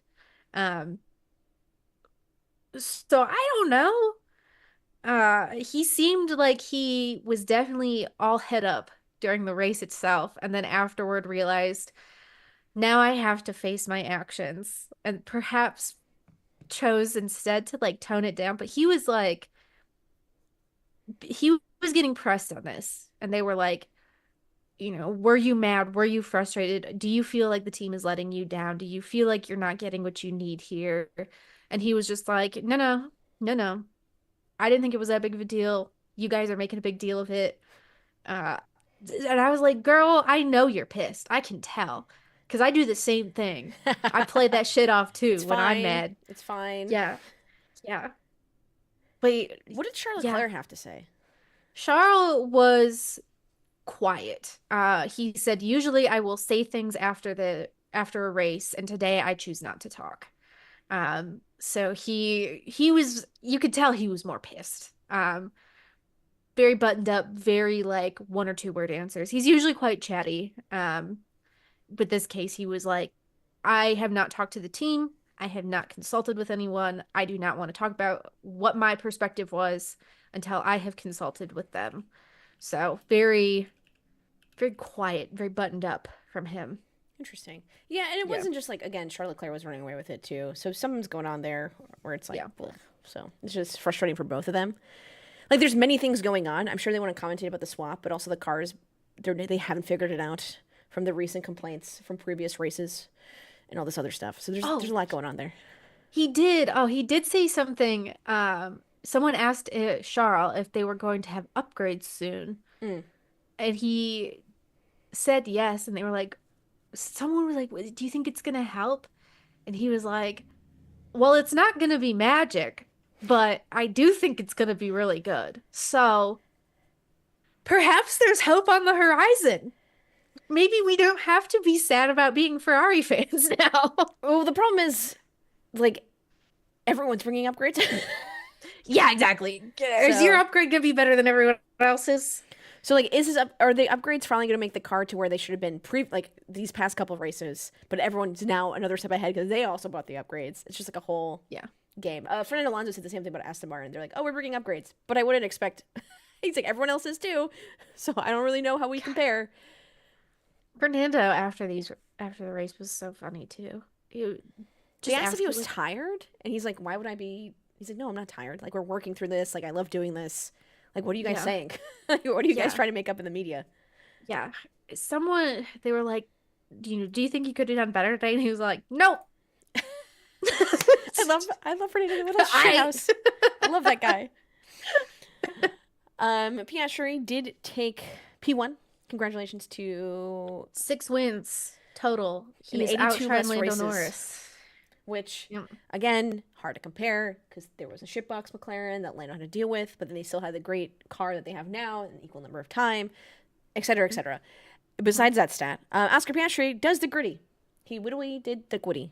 He gwittied. He grittied. He lost a bet or promise to Minnesota Vikings wide receiver Justin Jefferson, who they met during the hot laps.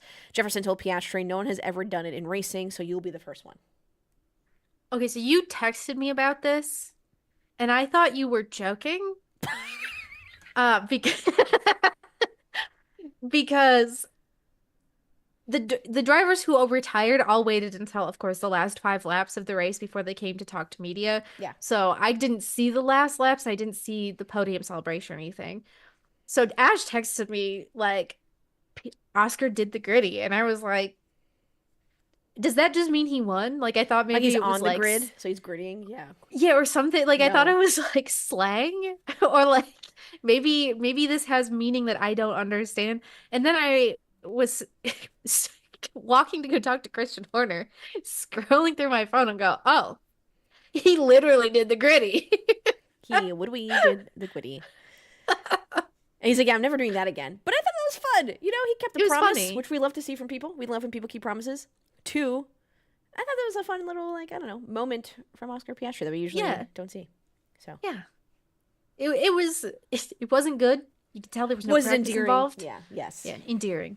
I did notice that MBS, like to the grid where they parked 1, 2, 3. He brought Oscar Piastri's partner, Oh. which I've never seen before. Oh. And I was like, this isn't. But then he had to get on that flatbed truck post race interview. So I'm not sure why she would, like, I felt bad for her because she was just standing there. Like, she didn't do anything wrong. But, like, MBS is, like, walking with her and he's, like, pointing to Oscar. But she's, like, obviously, like, he's doing, like, he's like, whatever, talking to his team. He has to talk to Yeah. other people. Then he has to get on this platform bed truck. So we saw her for, like, seconds. And then he had to, like, go. And I was like, this was, like, That's weird. Like, leave her alone. Like, were you trying to bring out more personality or, like, a moment, like, a cute, endearing moment, considering, you know, people are like, oh, Oscar's so dry when he wins. I was like, whatever, dude. Who cares? We never bring out other people's partners when they win. Yeah. And or if they're out there, they're like in the Yeah. pack with the team, Right. which is fine. Yeah. I don't know. I didn't think she needed a personal escort. Maybe she's just not that kind of person. Yeah, that was weird. He's trying to Pavlov these drivers into liking him. Look, I brought your girl. Look, I brought your girlfriend. MBS doing some cringe stuff, pretends to be shocked. Yeah, I was like, I don't know what's going on here. Yanni, again, started himself everywhere they need to be. Zach Brown took a selfie with Oscar Piastri and Lando Norris. That, the flatbed truck thing was weird. The transport Yeah, to the I podium. was not expecting that. Where's my hug ass motherfucker? That's exactly what MBS is. I'm in your So- city. You grabbing so drinks with the tonight? With that flatbread. Yeah. You can tell I'm a Just little starving. hungry. With the flatbed thing, where was the podium? Was it back? Was it elsewhere on the track, or did they do a full lap of the track and then come back I to guess the it was front elsewhere. stretch? No. Because this part I saw none of this. I saw that they were on a truck, but I didn't see where they ended up. I'm like, are they doing the Other side Indy of the 500? stadium. Okay. Says So like, parent. are they Thank doing you. the Indy 500 thing where like the winner of the Indy 500 gets in the car and then they interview them as they do the victory lap and then they come back and finish Yeah, but that's celebrations? fun. You're in the Yeah, car doing a victory lap. yeah, I was gonna say I don't mind. I don't mind if they've got to be transported elsewhere of the track to get their to do their celebration. Just I don't know. Cute. McLaren had Louise McEwen, Chief Marketing Officer, on the podium to represent the team. She is the 11th woman to stand on the F1 podium, which you're like, wow, but also just 11 out of how many podiums? Yeah. Yeah. My personal favorite, Jenny Williams. Uh, if you've not read Virginia Williams' book, A Different Kind of Life, please take time out of your day and your life and your year to read it because it is very good. Um, she is the wife of Frank Williams, and so she was the one who kind of took over the team when he was paralyzed in the accident he had coming out of testing. And you hear a lot about how he refused to acknowledge anything that she did that entire time while he was in recovery. So she got to celebrate on podium. There's great photos of her holding up her trophy that they gave to the team and like the look of vindication on her face. Fucking incredible. Love her so much. Book's great. Frank Williams also refused to read it. So just a little extra context.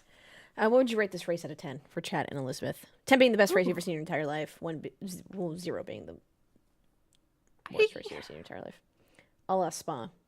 4 laps. I'll give it 7.5. Yeah, I give it a 7. I usually give races 7, unless like Yeah. something terrible. So I like it. I just give it. Yeah. I think it's a 7. Like I definitely enjoyed it because I was there. But it felt like there was enough going on to keep things interesting. Mm-hmm. There were enough moments where I was like making faces at the TV. Yeah. So the Pirelli Step Softer thing didn't work out because it wasn't No. hot, right? It was like raining. It was a little bit cool. So it's yeah, unfortunate that also didn't work. And we only had what's Yeah. Pirelli, stop building good tires. Stop making good tires. Yeah. Get worse at your job, bro.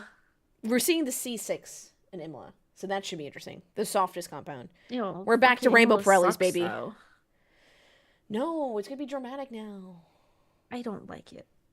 I'm pissed about it. Wait, That's you what don't I- like? Please hold while I don't like pull this Imola. up. You don't like Imola?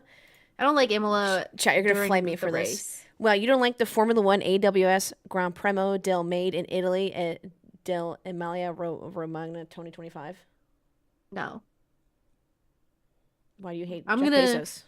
I'm gonna spend that day doing anything else. That's my birthday, so fuck the racetracks. Fuck the cars. I don't give a shit. My day off. What a name for a Grand Prix. Made in Italy, Grand Prix. Yeah, it's like this whole thing. The Formula One Singapore Airlines Singapore Grand Prix is fun. I can say Singapore twice. Stinky pour. Uh, Imola's just not a good track for modern F1 cars. It's just not. Formula One Qatar Airways Qatar Grand Prix. Formula One Heineken Las Vegas Grand Prix. What do they got the US Grand Prix is this year? Is it something fucking Formula stupid? One MSC Cruises United States Grand Prix. And then That's that was the boring. Heineken one. Yeah, it rolls right off the tongue. Yeah. Formula One Moe and Chandon Belgian Grand Prix. Pinkies out, everyone. Yeah, and if anyone like if you've been to Spa or just like watched Spa, you know that it's not a champagne track, especially when it rains. I'm just so confused why they would do that. Huh. I love a good brand name. It's I like that interesting even the preseason testing this year was branded. It's interesting that some have brands and some don't. Yeah, their Which Ramco ones preseason don't? testing. Yeah. Spain has Aramco. Canada, oh no, it's Pirelli. Sorry, I didn't even see that. Qatar, oh Lenovo, Hungarian Grand Prix. I love being on my work laptop at the Hungarian GP. Oh Pirelli, Qatar, Singapore Airlines, MSC Cruises. Oh, the Done Mexico for one. Mexico. Ah, Hmm. that one's literally called the Formula One in English translation, the Grand Prix of the City of Mexico, Yeah. or Mexico City Grand Prix, which is great. Done. Brazil's MSC Cruises, Heineken, Qatar, and then Abu Dhabi. Oh yeah, Mexico seems like to be the only one without. Mexico's just sponsored by Vibes, dude. Fucking love it. Should we talk about other kinds of racing now? I guess so.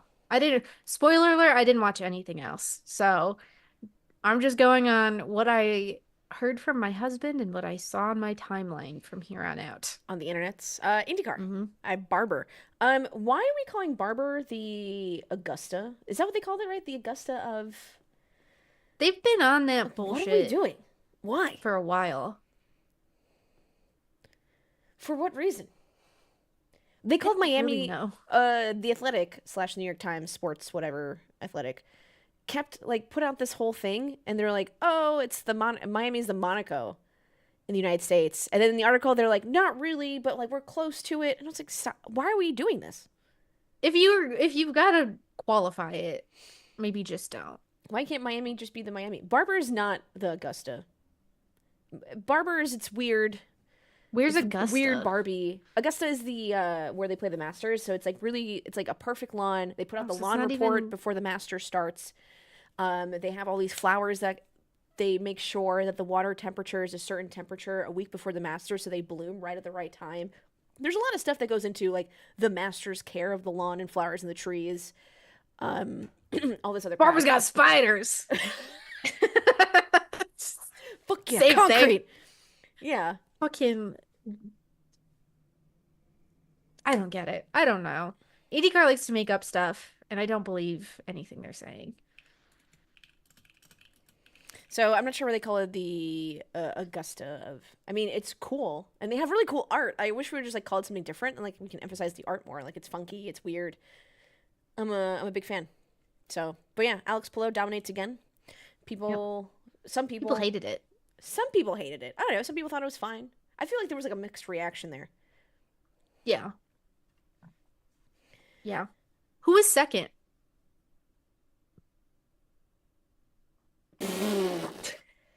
A driver. Very exciting. Was it Christian Lundgaard or was he third? Oh, it was Lundgaard Lundgaard. second, Boom! I fucking knew it. and then Scott McLaughlin third. I saw his little baby by the podium. Aw. That's the only reason I I think know. it was Christian Lundgaard because I remember like the whole Tony Kanaan was super excited.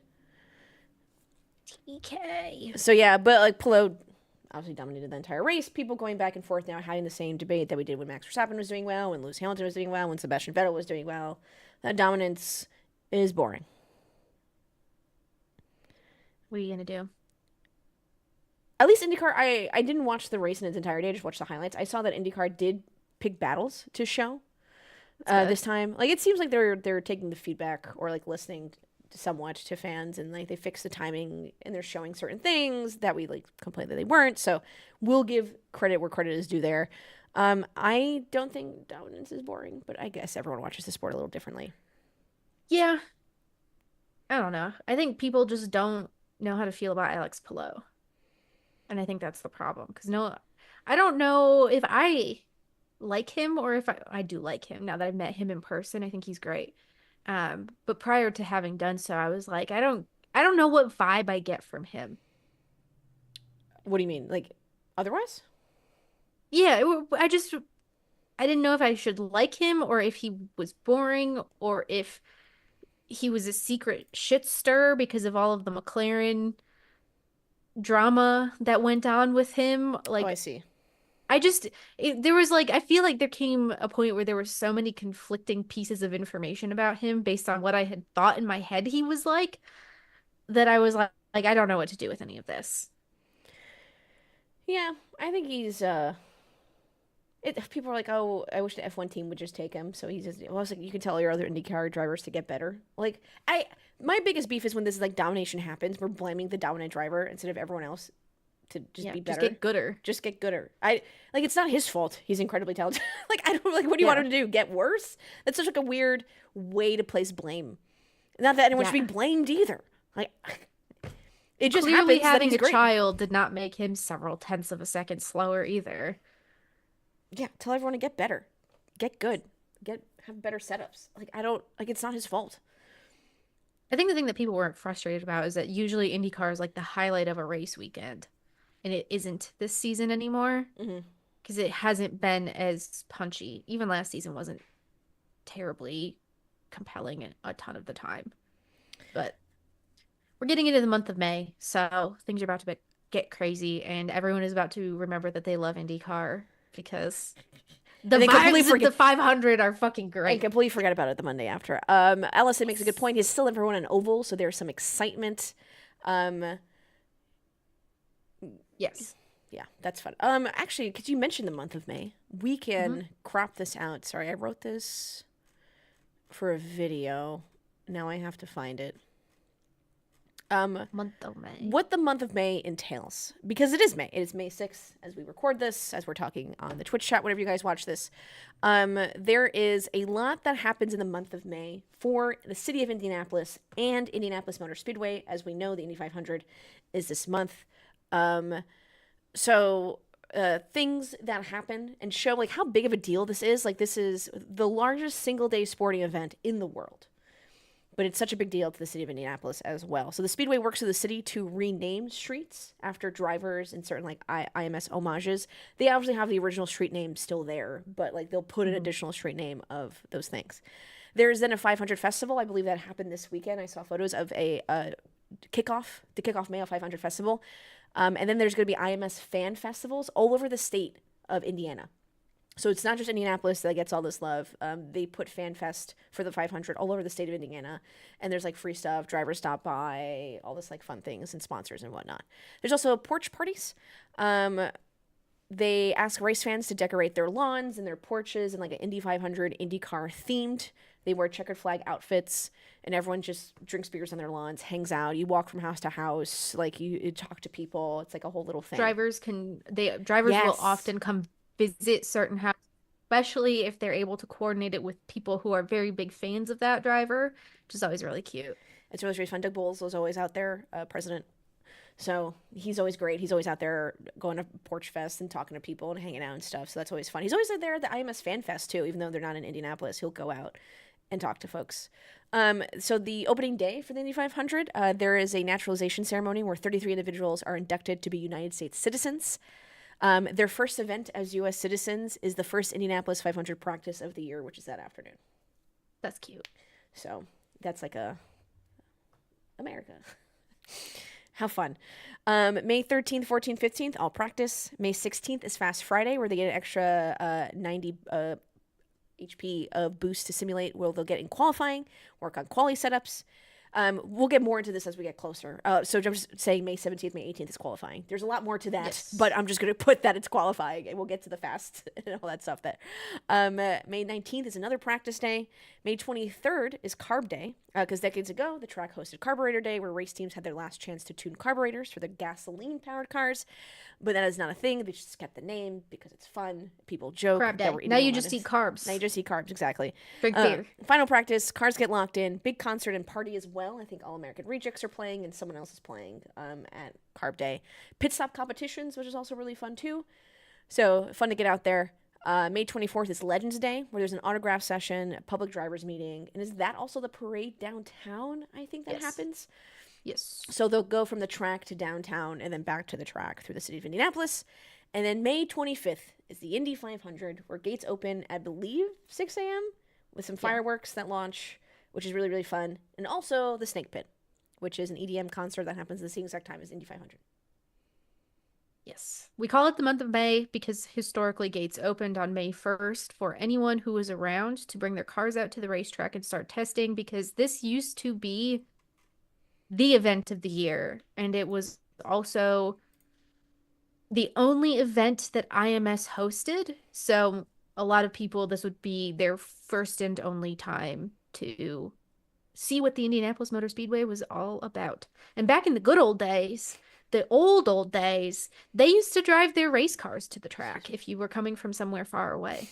Oh, that's cool. Yeah, back in the 1910s. IndyCar superfan John Green is there. John Green's a huge fan of the city of Indianapolis, but he loves the Indy 500. He's talked about Yeah. it before this year, before they made him do like the commercial that Fox Sports put out recently. John Green loves the Indy 500. I don't know if he watches IndyCar, but I know he loves the Indy 500 because he'll talk about it too. So I think that's really, really fun and a great tie-in. I'm glad they tapped him because that's really fun.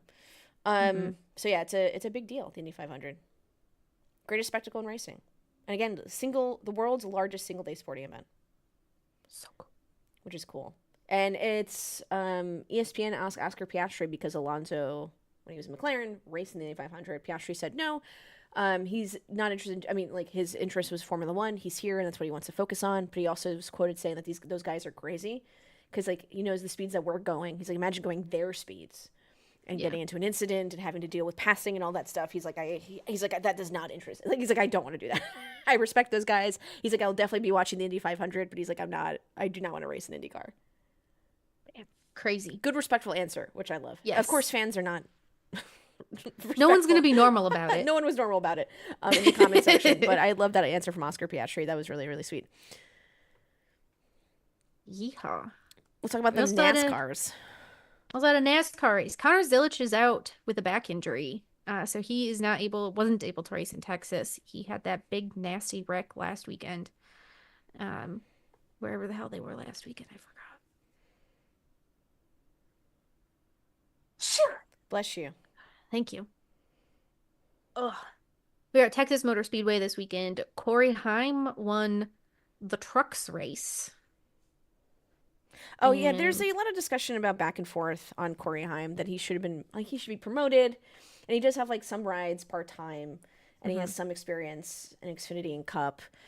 But he just, like, stays in trucks. And people were really surprised when there's so many open seats into this year that he wasn't tagged in.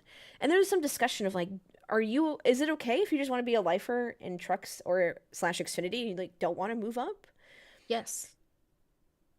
Done. Next question. I don't know. I don't see anything wrong with that. You know what I mean? Yeah. I think it's Corey LaJoy didn't say the nicest things about those two series.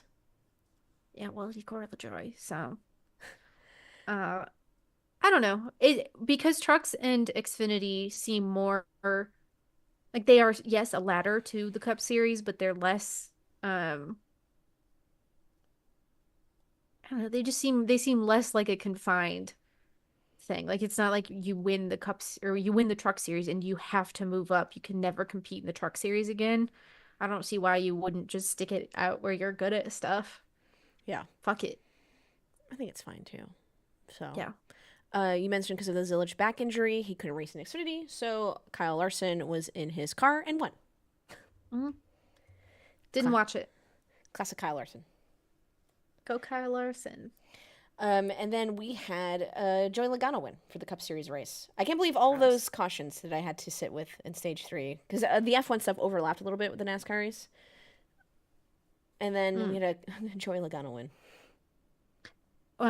As Chap has written here, I believe it was Chap, this is the first win for AAA in 180 races or 20 years of primary sponsorship in Cup, which is crazy. Also, fun fact, the AAA used to be the sanctioning body for motorsport in America. It used to sanction the Indy 500, if you did not know that. That's a fun fact. I like that. Fox did go to commercial at, like, lap 41, I think it was. But then they didn't go to commercial. And I have to shout them out. I know they were in FS1, and people are like, oh, they probably didn't have to push commercials. But I'm taking a win as a win. No commercials. I mean, honestly, you got to do what you got to do. I would take that. That's wild. So it's great. I greatly appreciate you. Thank you, FS1. A round of applause for the bare minimum. They heard me talk smack. Did Helio ever win with AAA in IndyCar? I know he ran in Long Beach and Fontana a few times over the years. I have no idea. Good question. That is a great question. I have no idea. It's wild that it took 180 races. It's just never worked out. Maybe like a P2 would never win, which is frustrating. There were talks with Dale Jr. on his podcast recently that he just doesn't like the current system. He's just, like, not a fan of what's happening. in the Cup Series race currently, and I appreciate him being a little more vocal about it. But he's like, yeah, you have drivers come in, and if they don't do well, they just don't care, and like you win, and then you're done, and then you're in for the playoffs. He's like, there has to be a way we can do like marry traditional just like winning races, doing well, and the playoff format of what they want. He's like, because this way is just like not it. Yeah. Because if you didn't win a race or like your car wrecked, etc., like you'd be so down in points that you would really have to try the next couple of races. But for this one, it's like, whatever, next one. Because it's a win you're in scenario. So that was an interesting discussion he had on his podcast. Huh. I'll have to listen to it. I have to catch up on all of the highlights and stuff of everything that happened because we'll have to talk. We'll talk about playoffs when that time comes. I mean, there's nothing. NASCAR wants to keep them. What are you gonna do? What are you gonna do? They're not gonna listen to us. The Steves don't want. There was an interesting also back and forth between Denny Hamlin and the communications. I think was it Communications of NASCAR? They have their own podcast. And I hate that they do this. Denny Hamlin has his own pod as a team owner, as a driver. And it's fine. And he says things, whatever, whether they're 100% true or not, like probably, like why would he lie about certain things in my head, right? Does he exaggerate certain things? Maybe. Is it a little biased because it's hit? Like, fine. You can take whatever he says with a grain of salt. But then NASCAR Communications has their own podcast, and they directly try to negate everything that Denny Hamlin says. And I was like, there's like a way to do this, and you just letting a driver get into your head is so strange to me. Like, can you imagine if the NFL commish or the NBA commissioner were like, Jalen Brunson said this, you know what, he's wrong. Let me tell you why. I don't know. Yeah, I think just so petty in a bad way. That's the thing that blows my mind. Like, I don't know. I'm glad that they allow Denny Hamlin to have a podcast, that they're not going to be like active drivers in competition can't do this. But also, I think that'd be wild. I'm sure they probably could make a rule about it, if I'm honest. They had to form a podcast to refute Hamlin claims that they can't fine him $50K for everything he says anymore behind closed doors. That's so funny. But this goes, I mean, NASCAR has this problem, I think, kind of in general, where like if you raise concerns about the thing about like these quality of the racing, NASCAR is just going to come out and say, oh yeah, well, we have a lot of bots that are dissatisfied in our racing product, and the real fans love NASCAR, but the bots are the ones who has talked the garbage. So when they have an actual legitimate person speaking actual legitimate words who races for and competes in their series, they have to actually say something about it and address it, because they can't just say it's bots. It was crazy that they say that. They're like, oh, like these bots online don't actually represent the NASCAR fan base. And it's like, you'll see the subreddits, the Twitter, Instagram, and you're like, okay, maybe these don't represent everybody, but damn, if you don't think that this isn't, what does he say? Pretty cohesive worldview. That we all agree that we don't like certain things or something's going on here. People I've met for realsies in real life are saying these things, so Ewan in the YouTube chat says Red Bull should have lost constructors points for the pit lane incident in the sprint race. Interesting take. Yeah. I mean, yeah. See, that's the thing is, I feel like giving the driver a penalty in that case is like, that's weird. Because it wasn't necessarily Max Verstappen's fault. He was just following directions. You can't see behind you. I know you're not penalizing for the thing, but like it affects Kimi Antonelli. So like if Kimi like ahead, so you want to get redemption for Kimi. Yeah. During the race, like what does getting constructors points do for Kimi and Mercedes that they had no responsibility in that fault? So you want to punish who they did during the race, which makes sense to me. Yeah. Interesting. Find Red Bull and then give the money to Kimi Antonelli personally. Yeah, that would be good. I was gonna say, fine, Red Bull doesn't do that much. Like, to what, 10 grand a Red Bull is like what? Oh, they're not gonna skydive for one race? Ooh. Like, what is that gonna do for them? But giving it to Kimi Antonelli would be great. Yeah. It still wouldn't help him with the race, though. Put it right in his pocket.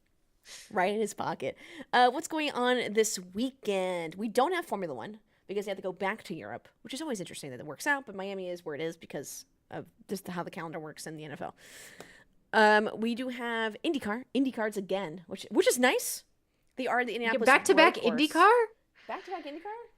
Who would have thought? What a concept. What a concept. So not a month in between races?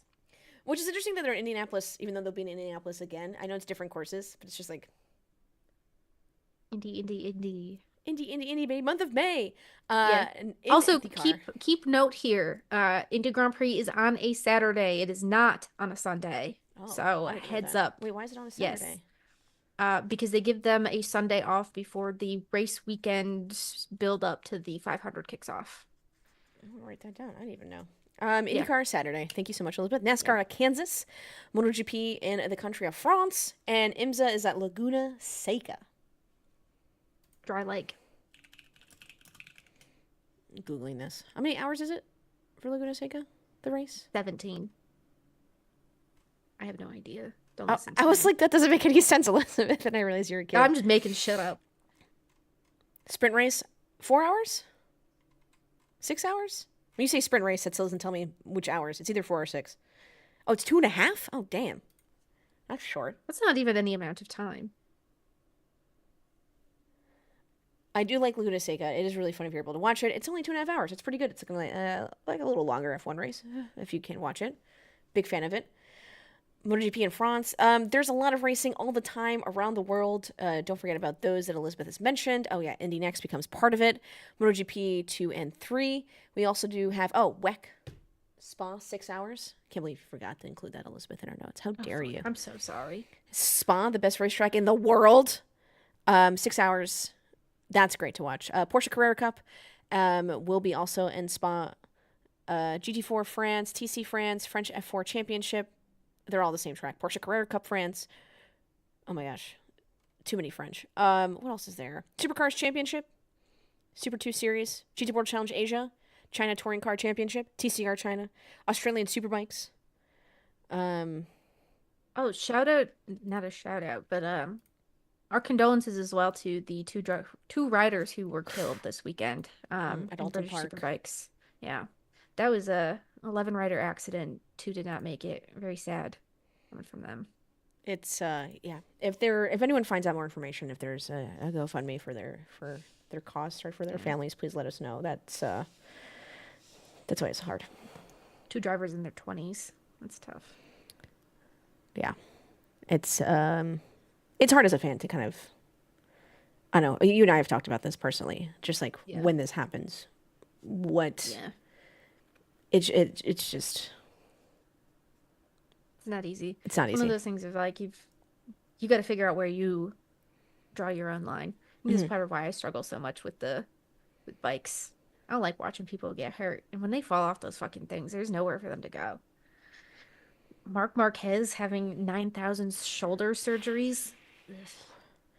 Yeah, Can't do it. and conversations also come up during the Isle of Man TT and stuff, which I always get emotional about, and I just like stop having these conversations because like I'll let fans watch what they want to watch, but it's rough. So much love to the family of the riders from Superbikes from the Alton Park incident.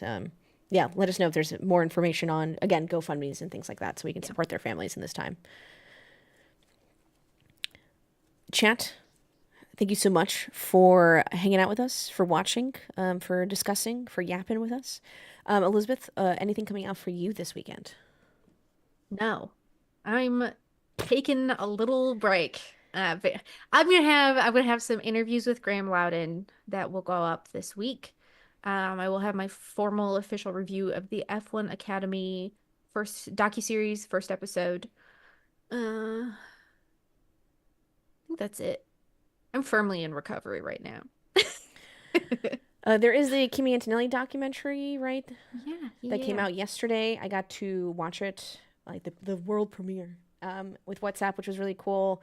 They had a Q&A with Toto Wolff and Kimi Antonelli afterwards, which is really, really nice. It is a very short documentary. I think it started at 8:18 and we ended at 8:56, so Dang. not even an hour. Nice behind the scenes of how Kimi Antonelli was told about his seat, the decision they made to give the seat to Kimi Antonelli, and kind of the training and stuff afterwards, especially when he crashed out George Russell's car in practice, and kind of like how that affected him and how he, dealt with that as a driver and stuff. So it was nice to see him, like, meet his family, learn about how his dad was, a little tough on him, but like pushed him to be better, and they have a really good relationship because he was a driver and he just wants to give Kimi everything that he didn't have. Aw. So It was really sweet, and it was also really funny because he's so young. So they're like, he doesn't even have a driver's license. Next interesting thing was because it's about the it's about the WhatsApp messages and how they use a WhatsApp call to tell him and all those things. And it was Laura Winters, right? Toto, Kim Antonelli, etc. And they're like, yeah, this is interesting because to us we use WhatsApp all day, like every day. This is like what we use. And then Kimmy's like, yeah, what do you guys use in America again? What do you guys call it? What is it? iMessage? And I was like, I've never called it iMessage. I've never heard of that. I just call it I'm texting you, and it's going to be through like it's just through the text messaging app that's on my phone automatically. Like I've never thought about calling it iMessage versus WhatsApp. But yeah, I do chat with people from the UK, obviously, and Formula One and racing, and then my family in Poland through only WhatsApp. Mm-hmm. So it is funny to see the difference in America versus the rest of the world. That WhatsApp is just the norm, and we're over here in America like, why is there a WhatsApp documentary? Meanwhile, it just makes sense to everyone else why there would be. It is really nice. Again, it's really short, so if you get to watch it, just throw it on there. And I think you mentioned F1 Academy. That comes out soon? Today? May 27th. Oh, May 27th. Okay, thank you. Yeah. And we'll definitely talk about that when of the month. It was pretty good. First episode centers on Leah Block and Bianca Bustamante. So they came kicking out of the gate with two strong characters. Yeah. So definitely check that out. I'm trying to think if there's anything else. TBD on if I'm doing the IndyCar watch along on Saturday because of hockey playoff. Because of woke. Because of woke. And yeah. Thank you guys so much for watching. Elizabeth, thank you so much for your time. Thanks for hanging out with us. Chat, thank you for hanging out with me and Elizabeth. Remember, support local, including your local racetracks. Spay and neuter your pets. Take your meds. Mm-hmm. Drink some water. Mm-hmm. And touch grass. Touch grass. It's nice to go outside. You just go sunflower outside. Just go stand and stare at the sun with your eyes closed. Yeah. I guess you should say don't stare at the sun. With your eyes open. Point your face at the sky, eyes closed. Thank you so much. Get some vitamin D. What does H-Cat say? Go Cats, fuck Toronto. Oh yeah, if you're from Boston, I hope you have an absolutely terrible day. Maybe that's distinguishedly clear after my wholesomeness. If you're from Boston, I hope you wear socks and step in something wet and sticky. I hope you're overly hot while you sleep tonight. Like, I hope you're hungry for something, but you don't know what. I hope you're hungry for something and you try snacking on everything and like it doesn't say shit you're hungry. And you're just constantly hungry. I hope you're thirsty all the time. And like you can just never quench that thirst. House bells. And I hope Knicks fans just had the best day of their entire fucking lives. That's it. Thanks, chat. Thanks, everyone. Bye, Elizabeth. Bye, friends.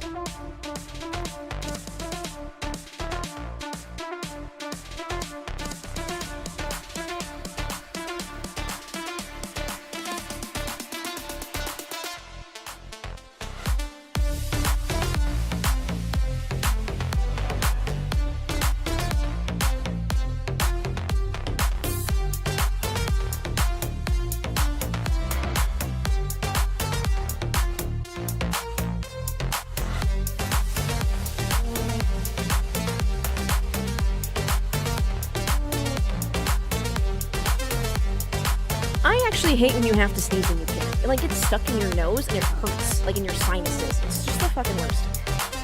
That's a good one. That's to you, Boston fans. I had a friend every day who in our first period class would say, I have to sneeze and I can't. And then every day in our fifth period class, she would finally sneeze.